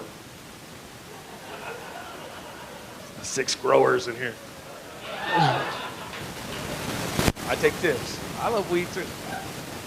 So that's what I'm talking about. Like, everything's like that. Coffee just used to be coffee, right? I like a coffee. Here's your fucking coffee. But no, coffee's very fancy in the pants now too, right? Oh, this Sumatran blend tastes of humidity and monitor lizard. I don't know. They just fucking make shit up. This single farm Ethiopian offering tastes like drought and colonial imperialism and fucked up globalization policy so you can get your privileged ass out of bed in the morning. Some jackass with a beard and is gonna charge you $5 for the privilege and look at you funny when you ask for a fucking shot of cream. You're like, can I get some fucking half and half of my $5 coffee? Sir. I just gave you $5. You should just give me a half a gallon of milk, asshole. Just getting cranky. That's why I smoke weed. It's not the only reason. I just love weed, man. I just like getting high. I like the flavor. I like everything. And people get confused sometimes. Because I come out and talk about weed a lot, and they all freak out like, oh my God, you do a lot of drugs. And I don't do a lot of drugs. I do a few drugs a lot. There's a difference. Nicotine, alcohol, caffeine. I'm off the refined white, well, I'm off the corn syrup, but I'm still on the refined white sugar. That shit's fucking hard to quit. It's everywhere. Mushrooms twice a year is part of my spiritual journey. All right? And for certain concerts, and mescaline on Christmas if I can get it, because it makes the kids' table hella enjoyable. What are you guys, finger painting? Fuck it, I'm in.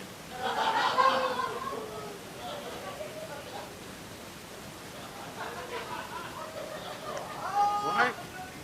Don't be afraid to explore your mind. Just know yourself and be careful. Be a responsible drug user. That's all I ask. Everybody here is on drugs. This is America. They can't stop us from doing drugs. We all do drugs. Whether you're on some booze, you smoked a joint, you took a Valium or a Xanax or a fucking Percocet. I don't give a fuck. Maybe you're on Jesus. Maybe you take yoga. I don't give a shit what you're on. Just handle it. That's all I'm asking. If you're puking on people and fighting girls, dial it back. That's all. That's all. It's just part of being a bro.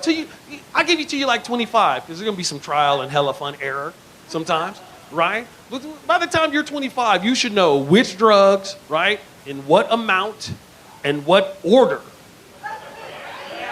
Order is important. Order is important. Hell yeah. It took me forever to learn that I can be stoned and go get drunk, but I can't be drunk and go get stoned, right? Because that's when all this shit starts happening. And I'm fucking lying on the ground like a nerd, like, gravity's real, you guys. I can feel us spinning through infinity. We are just standing still. Who wants tacos?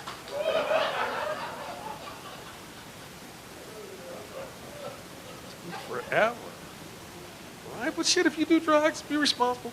Enjoy it. The odds are you won't get hooked. Don't, listen. Studies show that only 3% of any given population will be addicted to have some sort of substance abuse problem. So don't, just do research. Be an adult. Have fun. People don't do drugs because they're shitty, right? At first. They make it shitty after a while. You keep fucking up. But shit, drugs can be fun, dog. And, you don't have to do all the drugs. And that's the thing. When people talk about drug legalization, we're just going to make a nation of junkies. Fucking no, we're not. If they legalize heroin, nobody here is going to run out and buy some heroin. Me, I'm the only one. And that's just because I'm a good host. All right? I also have a liquor cabinet I hardly ever drink, but people might come over. Thanks.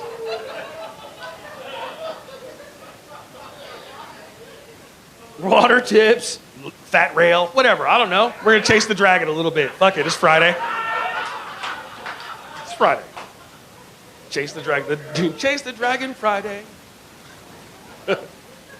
Tonight we got to chase the dragon. That's the thing, man. And I trip off of that. I think about addiction because I do drugs, right? I do. I don't do as many drugs as I pretend, but I do a few, for sure. I love weed, but I don't really have a problem. I stop smoking weed for hours and days at a time sometimes in some small-ass towns. Right? That's not really, my only addiction that I worry about is my fucking nicotine addiction because it's fucking ridiculous and it doesn't do any mind-expanding bullshit, and it's $7 fucking a day because I smoke the fancy ones because I'm killing myself organically like an educated person. And it's $7. I could put that money in a jar, right? At the end of the month, I would have $210 and I could do anything. I could get hookers. And I could get crack, right? Because if you buy crack, the hookers will show up. And they'll bring cigarettes. And that's what I really fucking want. Because it's been a fucking month and I'm fucking fiending on one. Thanks. I don't really need the blowjob, but can you leave the Marlboros? Is that cool? 'Cause that's the drug I have a problem with. Nicotine. Oh, damn, I want a cigarette right now. After the show, we'll go outside. That's international sign language, by the way. Everybody knows it. Anywhere in the world. You go anywhere in the world. You speak way more sign language than you know, right? Let's go smoke a joint, right? Let me blow my cigarette, right? This means I'll trade you for some of this. Maybe a little bit, a little bit.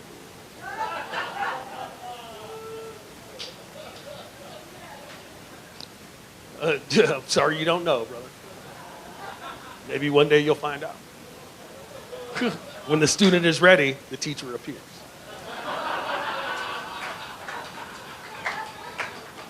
I'm high, so I'm all philosophical and shit. That's another thing about drugs. Drugs help you come to understandings with things. And sometimes, especially when it comes to music, right? Some drugs, like Pink Floyd and mushrooms go together. Oh, fuck, like wine and steak. You know what I'm talking about? Fucking weed in almost every song. Except for DMX. I didn't understand DMX for the longest time because I'm stoned all the time. And I'm like, dude, why are you so fucking aggravated? Let's just smoke a joint. Right? But then one time, I was in Idaho Falls, Idaho, at this packed, crazy nightclub, drunk off my fucking ass, and DMX came on, and then all of a sudden it made perfect sense, right? Like, oh, fuck, I'm gonna lose my mind. Meet me outside. Meet me outside. I was like, oh, I was just on the wrong drug the whole time. You just learn. It's a new thing. I just like weed. I smoke weed. I do everything. I smoke weed. That's what I do. Like, anything I do, I'm probably stoned. You know, I'm not a brain surgeon. I don't give a fuck. I'm on the golf course high as fuck. Nobody gives a shit. Nobody cares. Not even in Nevada. Nobody snitches. Nobody snitches on the golf course, right? No one, he's going to go run into the game marshal. What's he going to say? Hey, that dreadlocked black guy's got a bag of weed. Yeah, that sounds about right. Nobody gives a fuck. You got a whiskey and a cigar. I got a blunt and a Diet Coke. It's a beautiful day. We're all having a wonderful time. Keep your head down. That's why we love this. One time in Sacramento, I got paired up on the golf course with this random middle-aged white dude, me and him on the course, right? So right around the third hole, it's time for me to dial it in, smooth it out, lock it down, right? So I pulled out a fat hoop. I took a couple puffs. I did the neighborly thing. Hey, man, you want to hit? No, thank you. But do you have any crack?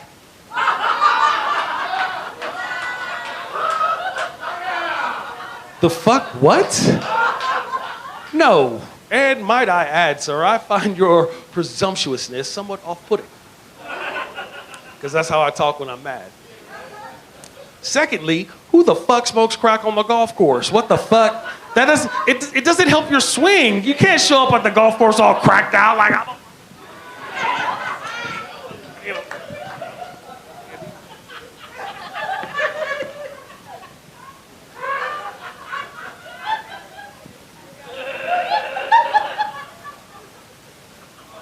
Right drug for the right activity. That's my point. Right? Weed in golf makes sense. Booze in golf makes sense. Crack in golf don't make a lick of sense. Right? You don't do a bunch of crank and go to a chess tournament. Right? You don't eat a bunch of mushrooms and try to run a marathon. What do you mean I'm off course? This entire planet is off course. I see through your whole thing. Why am I wearing a number? I'm not a number. Can't run a marathon on mushrooms. It'd take you 3 days. Laughing and crying the whole time, right? Just crying because your feet hurt. Laughing because you're happy to have feet. That's how mushrooms work. They teach you the dichotomy. You embrace it all. You understand the necessity of the yin and the yang. Me too. Me too. Well, fuck, it is Friday and it is early. Fuck it. What was I talking about? Weed? I love marijuana. I hope every. What did he say? Nice! Somebody take a picture of that. That's pretty fucking sweet. Tag me on the Instagram. Ngaio 420. Ngaio 420 is the brand name. Because there's 419 other Ngaios in the world. That's what I told my mom. I'm kidding. My mom smokes weed. My name is fucking Ngaio. All right, not anymore, but back in the day, my mom's old school. She's like, just take 2 joints because you can eat them shits. All right, you don't get a paraphernalia charge. Your stomach's a little fucked up for an hour, but you're not in jail. And by the way, I know everybody pulled out their phone. I would like to thank most of you guys for staying off your phone for the whole show. That's pretty impressive. It is hard. It's hard to stay off the smartphone. I realize I have a problem because I stare at my goddamn phone all the time. And I've been practicing leaving the house without my phone. Yeah. I'm up to 10 minutes. I walk to the corner store and then I fucking sprint back because it's got all my secrets in it and I shouldn't let it up my sight. Right? Think about how well your smartphone knows you. Right? Everyone you call, all your little directions, all your little inappropriate website searches, right? All your titties, all your racist jokes, all that shit. It's sitting right there on your goddamn phone. It's like The Godfather, right? It's consigliere. You know what I'm talking about? He's like James Caan. Is it James Caan? Bobby Duvall. He's James Caan. He's James Caan, right? It's Bobby Duvall. Bobby Duvall was a consigliere. Right. Consigliere. I'm not Italian. Fuck it. It doesn't matter. My point is, when we're outside smoking weed after the show, and I'm not trying to wish nothing on nobody, but if I should die around you, please smash my phone. Do you understand? Right? I should get a bracelet made, right? Like, call 911, smash my phone. Because that shit is hell of important. If I live, I won't even be mad. I'll be like, you did the right thing. You saved my life as I have created it. We didn't know they'd be thinking. Some of you are still with me, some of you are just like, talk about your dick some more. It's huge. I'm kidding. You're gonna feel a little bit of pressure right behind your eyes.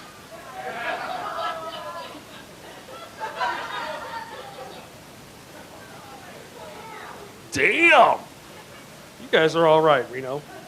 It's cool, man. I've been on the road a long, long time, and it's not always cool. It's not always as cool as 50 people in a big-ass room around the corner from the gospel mission. This is nice. This is nice. I've played some shit gigs. This is like 20 years ago. Me and my boy Doug Stanhope, we did a 2-week tour of shitty one-nighters in Texas. Yeah. OGs. And he was opening for me. Ha ha. Well, I know. Fuck. And Texas, and not cool Texas. There was no Austin. There was no Dallas, no Houston. We didn't even fucking play San Antonio. We played Armpit, Texas. We played Brown Eye, Texas. We fucking played Assmouth, Texas, which was 2 towns right next to each other, and they wanted us to go. We didn't want to do it. The point is, you sign a contract. The thing is, you got a pretty mouth. I'm just impressed you could pronounce trichomoniasis. I know, right? Kind of put off my feed for a minute. I'm here. I love marijuana. But this point, we're in Waco, Texas, Saturday night, last night of the tour, just got paid, handful of cash. I'm 23, 24, maybe, hey, bartender, 22, maybe, hey, bartender. What is there to do in Waco, Texas on a Saturday night? Well, young fellas, you can go to the Bring Your Own Beer titty bar that's 3 miles outside of town. Fuck yeah, we can. Oh yeah, dog, that's a vision quest. So we grab some beer, we put it in the truck, and we roll out to the Bring Your Own Beer titty bar 3 miles outside of Waco, Texas. And as we walk up to the doorman turns around, and his t-shirt says in very, very big letters, white power. I laughed. I did. I laughed right at him because I am from a big city and I thought he was being ironic.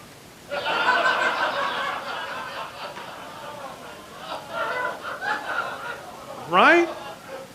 Let's break it down, brother. Your white power? The fucking doorman at the bring your own beer titty bar 3 miles outside of Waco, Texas? I don't really think you symbolize white power, brother. I think white power is what you got left. Fucking hold on to it. Don't let it grow. Cradle that shit like a baby, man. I'm not mad at you. Right? That's not the white power that scares me. The private prison industry is the white power that scares me. I have weed in my pocket all the goddamn time. This guy, fuck that. See, listen, I'm an American. I don't play that shit, right? I was born here. I've been taught from a very, very early age to never, ever let racism get in the way of my sexism. Now bring the titties out. We don't have time for this bullshit. We're supposed to be on the same team right now. Dumbass, get your shit together. That was a long time ago. You grow, you learn. I no longer go to strip clubs with the intent to oppress women. I now go to offer gifts to the sacred prostitute. It's completely, it's way more pagan, but it's still titties. But the context is completely different. As you get older, you learn it's all context. Where are we going? Why? Fuck. I've seen titties. I love you too. Maybe we'll make a cameo. I may have a shot. Is it too? Can I get one shot, por favor, of the tequila? The tequila, please. Just one. I'm not getting fucked up. Everybody knows that getting drunk in Reno is how you wake up naked and win a mucker. And it's a long, cold, naked hitchhike back. It's not even a hitchhike, it's a fucking hike. Nobody stops for my naked dreadlock ass. Dude, was that Bigfoot? I think it's Predator. Get to the chopper. Get to the chopper. So one shot, because I haven't decided whether I'm going to stay tonight. I might stay tonight because it's Reno, but I also might go home tonight because it's Reno. I'm fucking with you guys. Let's party. Woo! All right, buy all my CDs and I can afford to party. Muchas gracias, amigo. Thank you. So what happens when I drink tequila? I start speaking Spanish. You ever get bilingual on the tequila, right? Sí, claro que sí. ¿Qué pasa, casas? What? What's happening, Holmes?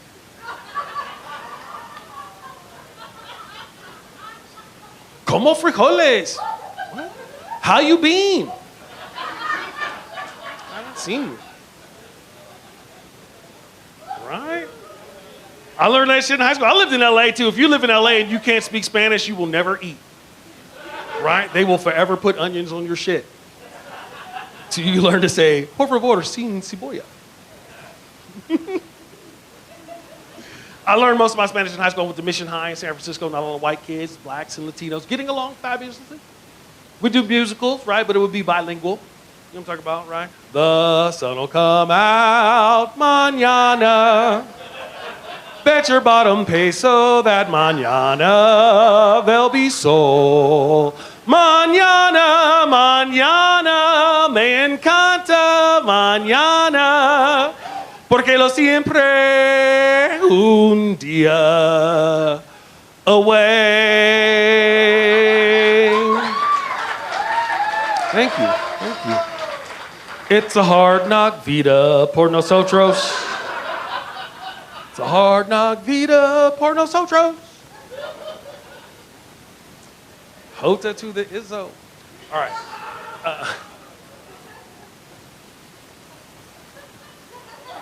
What was I talking about? Weed? I love marijuana. I hope everybody had a good harvest season. Mine was pretty good. I like to get my trimmigrant labor on, right?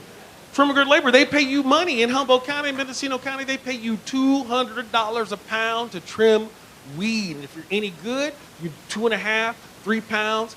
Well, okay, I'm lying. 1.5, 2 pounds. I tell them 3 because then I show up. The whole point is, you go, you spend a couple, 3 weeks in a cabin in the woods out in Humboldt County, right? You come back with a bag of weed, a stack of cash, a repetitive stress injury, right? And the inability to recognize that you stink like weed all the goddamn time right now. You just can't smell it anymore. Right? So now you're at the bank confused as to why everybody's staring at you like a skunk shit in your pants. You're like, why are you? Oh, it's because I have this big ass piece of weed on my shirt that I didn't see. My bad, here, you can have it. It's harvest season. Happy harvest. Right? Harvest season. Weed is everywhere. Man, if you hang out in Humboldt County, Mendocino County, those cats never run out of weed. It is never August in Humboldt County. Right? Those guys always, they take this ridiculous, dude. They'll load a bowl and take one hit and be like, oh no, wait, shit, that was the wrong one. Right? Smoke half a joint. Oh, it's just easy to roll another one. I'm like, what the fuck, you guys? Stop. There's children in Nebraska fiending on weed like this. Y'all have to respect this shit. Y'all take this shit for granted. Right? I come from poor people. I will smoke a joint till my goddamn fingers burn. I will smoke the whole fucking, till it's a wisp of smoke and throw it in the air and get that shit too. Just like, stem to stern. Everything but the oink. You know what I'm talking about. Stem to stern. It's just stern. Churlish and insubordinate.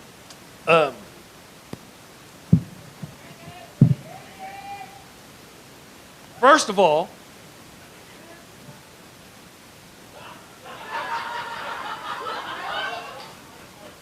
la da da da da da da.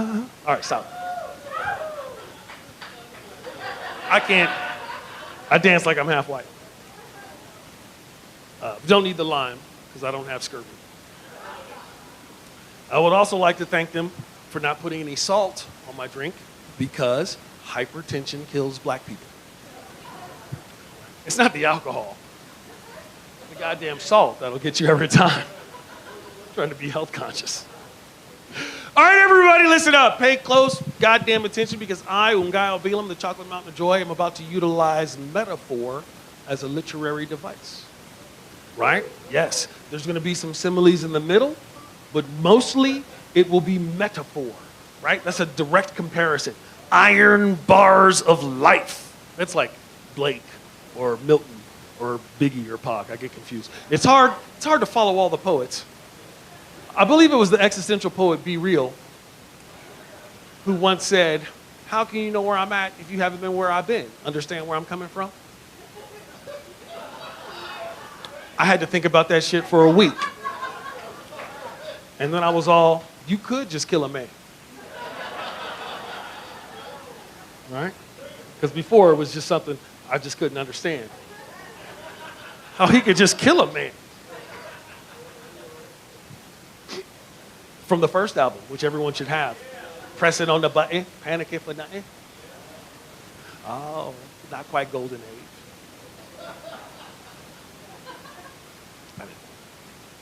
A Metaphor by Ngaio Bealum, the Chocolate Mountain of Joy, LLC. Large, luscious, and chocolate. A lot of people get the opportunity to have a drink and they want to be in a hurry, right? You hear them, drink it, slam it, quit nursing it, fucker. Me, I like to take my time with my drink. You understand? Sniff it a little bit, right? Lick around the rim of the glass for a little while, right? Don't grab it like you just got out of jail. You understand? Like you're trying to sneak off on your work furlough program or some shit, trying to get a quick one on your to and from. No. Be a grown up. Tease your alcohol. Who's your daddy? Ooh, naughty, naughty. Naughty, naughty, naughty, naughty, naughty. If this glass had hair, I would pull it. Right? Not hard. Don't be yanking and grabbing. It's not for pain. You understand? It's for sensation. You want to create a sensual and tactile delight. You know what I'm talking about? Just excite and elevate all 5 of the senses. Growl at it and just like, I'm going to drink you. I'm going to drink the shit out of you. Some of you starting to understand the metaphor inherent. Take your time.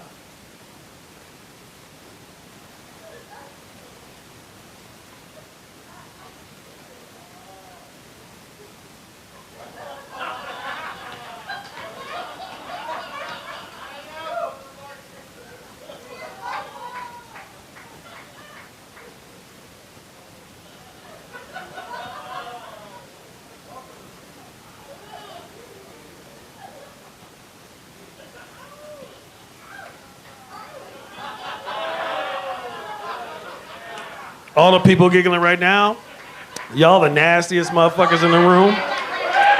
Be proud of your freaky ways. You might make a new friend.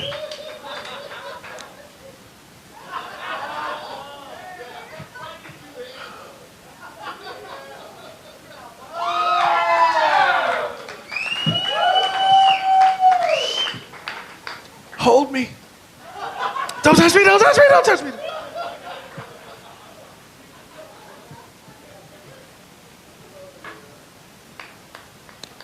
You ever have sex so good you get an aftershock 2 days later? You talk about you be at work and shit. Hey, Mike, I want to. Fuck it, I'm going home. We'll clean the house. That's the thing. Here's the thing. Here's the thing they didn't tell me when I was a younger man. Relationship. What women find attractive about you changes when you move in with them. You understand? It's easy when you're dating. It's easy. You're cute, you're funny, you look good in your jeans, you got some sex moves she hasn't seen, right? Fucking, that's awesome. But when you're moving together, you want to make sure you keep getting laid on the regular. Clean the fucking house. It is the strangest, weirdest fucking thing, but it works. Let her come home like, oh my God, you did all the laundry and put it away?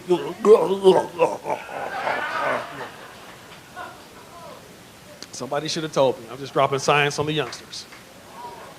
OG, double, triple OG. Oh, my knees hurt. All right, look. Do I have a salve? It's the beauty of a weed doctor. I go see my weed doctor. She's like, you should eat more marijuana. I'm like, you're the first person who's ever fucking told me that. You got a deal. Doctor's orders. All right, a couple more jokes, and then we're going to go outside.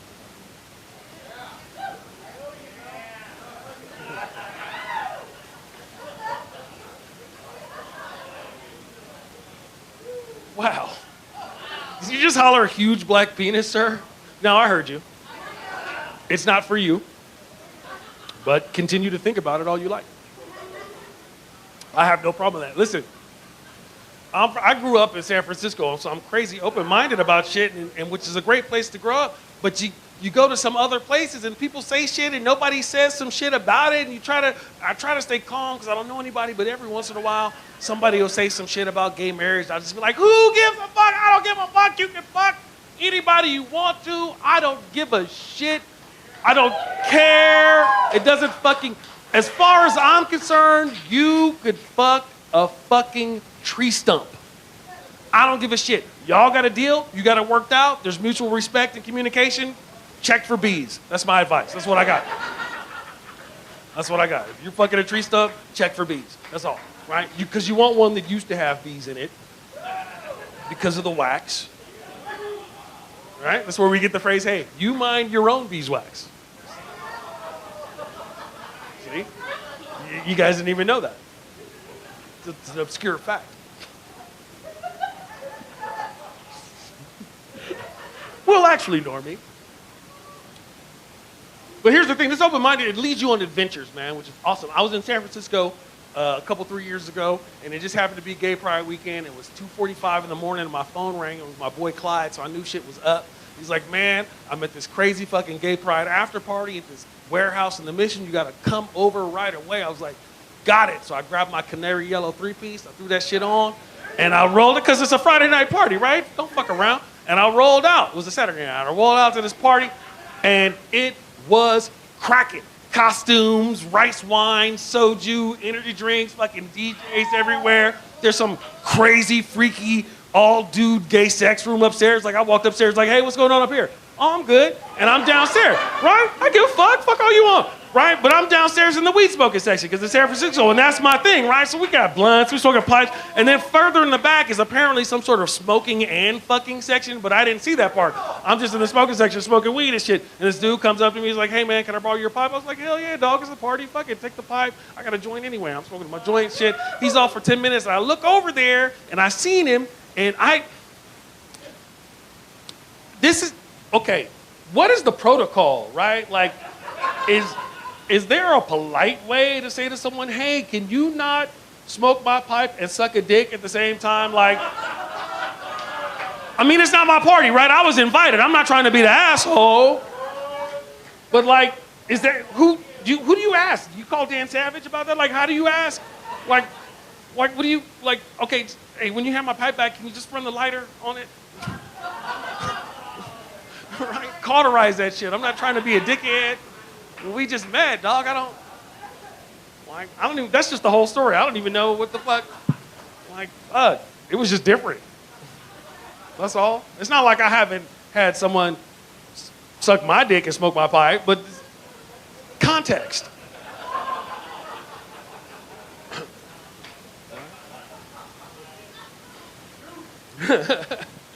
All right, couple more jokes. And then,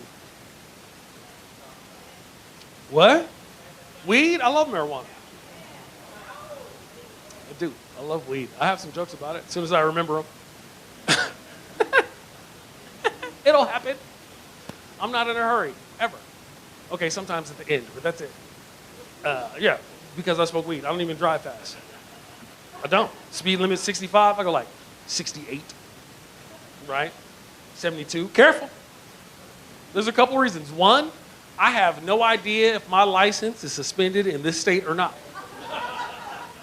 I don't open those letters. Two, I have no idea if I have drugs in the car.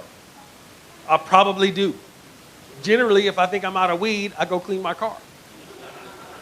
But first, I call my friends and take bets. The over-under is 1.5 grams. That's the over. Some of you still with me, serious.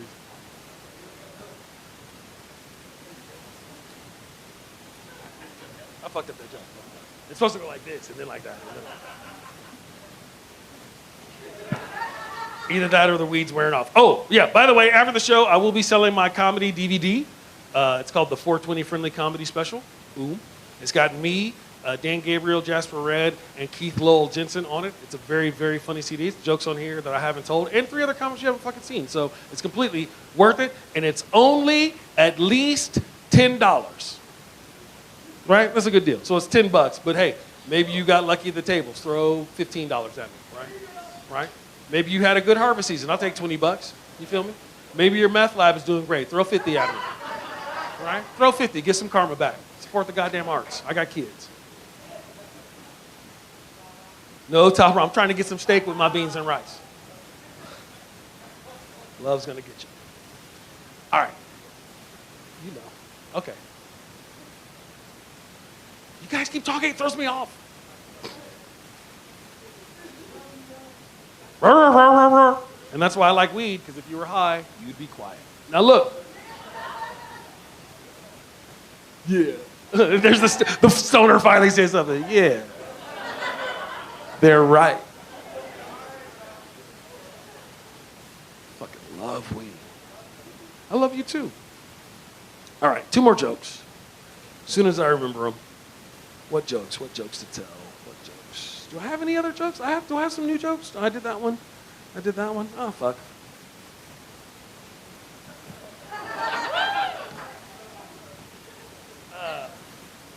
What? Ashley Simpson. Yeah, she's my favorite. I don't even fucking know who she is. I'm wrestling with the fact that I like a Taylor Swift song. And it's making me mad. Haters are gonna hate. They are. They are. Listen, I never miss a beat. You understand? I'm lightning on my feet. And that's what they don't see. Mm-hmm. Fucking love that song, and it fucking makes me mad. It does. It makes me mad because I'm fucking dancing like a white girl in the car, and I do. I shake it right off. Oh damn, I like that song. It's fucking. It happens. It happens. I'm not a fan because I only like one song, right? That's what a friend of mine told me one time. If you like 3 songs by somebody, you have to admit you're a fan, right? That's how I had to admit that I like Justin Timberlake, although I tried to hate on him, but fuck it, I can see us holding hands, right? Walking down the beach, our toes in the sand. Fuck yeah, cry me a river. Right? But I'm still a half a song away from having to admit that I like Drake. Sorry. Fuck that. He's hilarious. I love all the girls. I love Drake. I have Drake panties on. I love Drake. Drake and Taylor Swift should date and then break up and write albums. That's what I was like. All right, 2 more jokes. Love drink. YOLO. You already know though. Every day, every day, every day. Y'all just on the wrong drugs. His face. I see 40. You smell me. Look. Welcome to Hip Hop Philosophy and Critique. I'm your host, Professor Dopebeat. This is from a whole De La Soul video. Don't worry. This is what's going on. The weed's wearing off, so here come the mushrooms. All right. 2 more jokes. How about just some joke jokes? Joke jokes. You can take these jokes home. You can tell your friends. This is joke 36B, joke 36B, if you have the book at home. 75-year-old man is walking through the woods and he sees a frog. The frog says, if you give me a kiss, I'll turn into a 19-year-old princess. You can live in my castle. I'll take care of your every desire. So the man takes the frog, he puts it in his pocket, and he goes walking through the woods. And after a while, the frog says, hey, aren't you going to give me a kiss? And the man says, to tell you the truth, at this age, I would rather have a talking frog.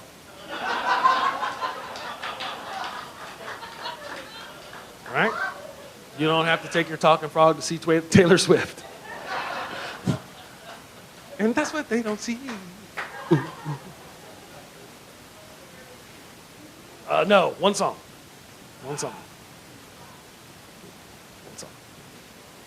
Half a video. The last half of the fucking broken, you know which one. They'll tell you I'm insane now. The last half of that video. Watch it. I'm not going to spoil it because I'm not that kind of nerd. I'm a different kind of nerd. I'm a nerd. I had to admit that I'm mostly comic book nerd. That's mostly kind of my thing. Don't ever wear some fucking comic book superhero t-shirt around me if you don't know anything about that superhero, right? Because I'll pick a fight. I will try to fight you. If you're wearing a Flash shirt and you can't tell me at least one secret identity of any Earth, any universe, I will fucking tear that shirt up. You are not fit for the colors. I said good day.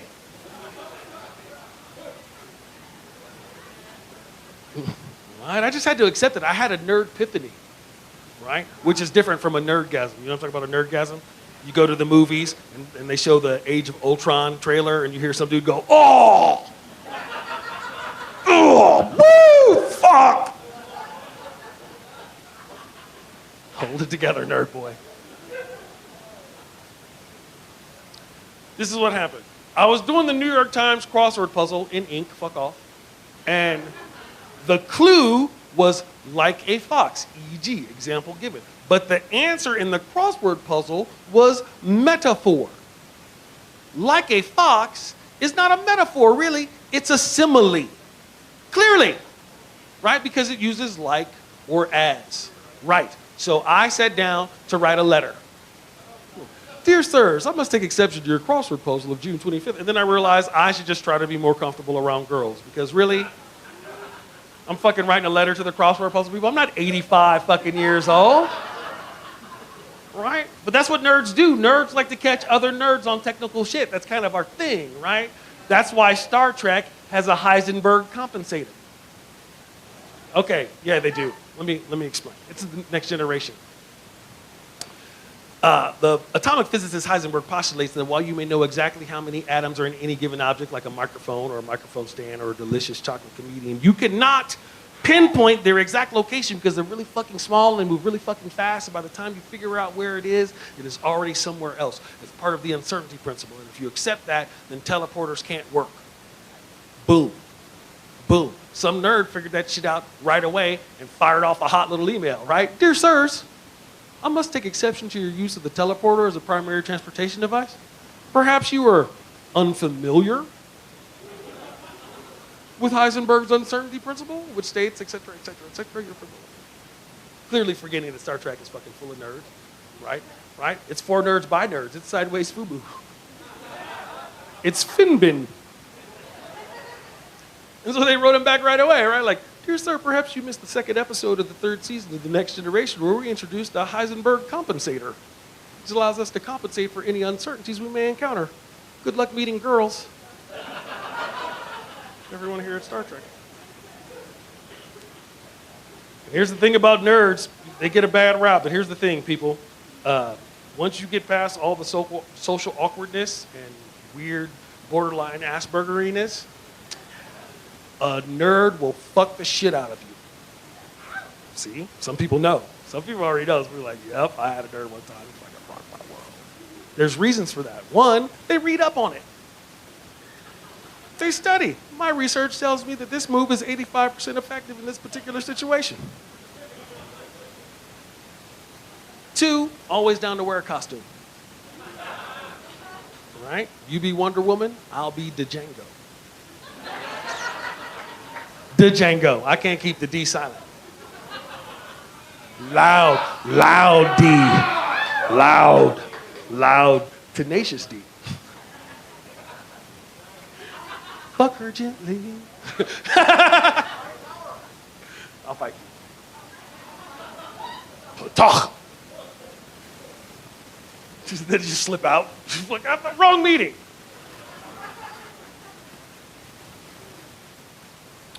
Two more jokes. And then out of the world. This is joke 85R, if you have the book at home.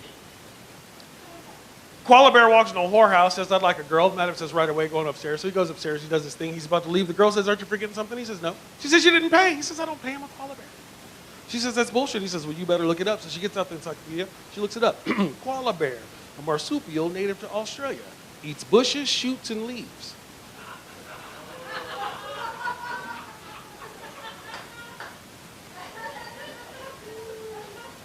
All right, don't start showing up at the bunny ranch in a fucking koala bear suit. No, I'm a koala bear. What's going on? Oh, the International Cannabis Business Conference is coming to San Francisco in February. Everybody come on down. I do them all. I hit all the festivals. I've been to the Seattle Hemp Fest, the Southern Oregon Hemp Stalk, the Portland Hemp Stalk, the Ann Arbor Hash Bash, the Madison Hemp Fest, the Missoula Hemp Fest, the Boise Hemp Fest, the International Cannabis and Hemp Exhibition, the HempCon, the KushCon, the High Times Cannabis Cup in Los Angeles, Amsterdam, San Francisco, Denver, Detroit, Seattle, and Portland. There's a secret Cannabis Cup in Portland, Denver, Seattle, Los Angeles, San Francisco. I throw a cannabis comedy festival on occasion, and it occurs to me that weed is the only illegal drug that people throw festivals for. Right? Right, right. Nobody ever goes to Meth Fest. Hey, welcome to Meth Fest! Who stole the fucking sound system?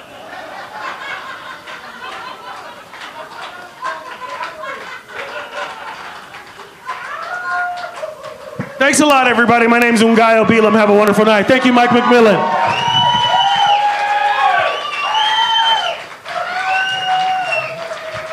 Please keep it going for Brian Tarpley, Raphael Lyles, and Ethan Pickett, and of course your headliner, Ngaio Bealum. And if you guys like this show, come back for another one next Friday, February 6th, with Lyle Behrens, Tremaine Webb, Rudy Ortiz, and Billy Mann. Thanks for coming out, you guys. Appreciate it.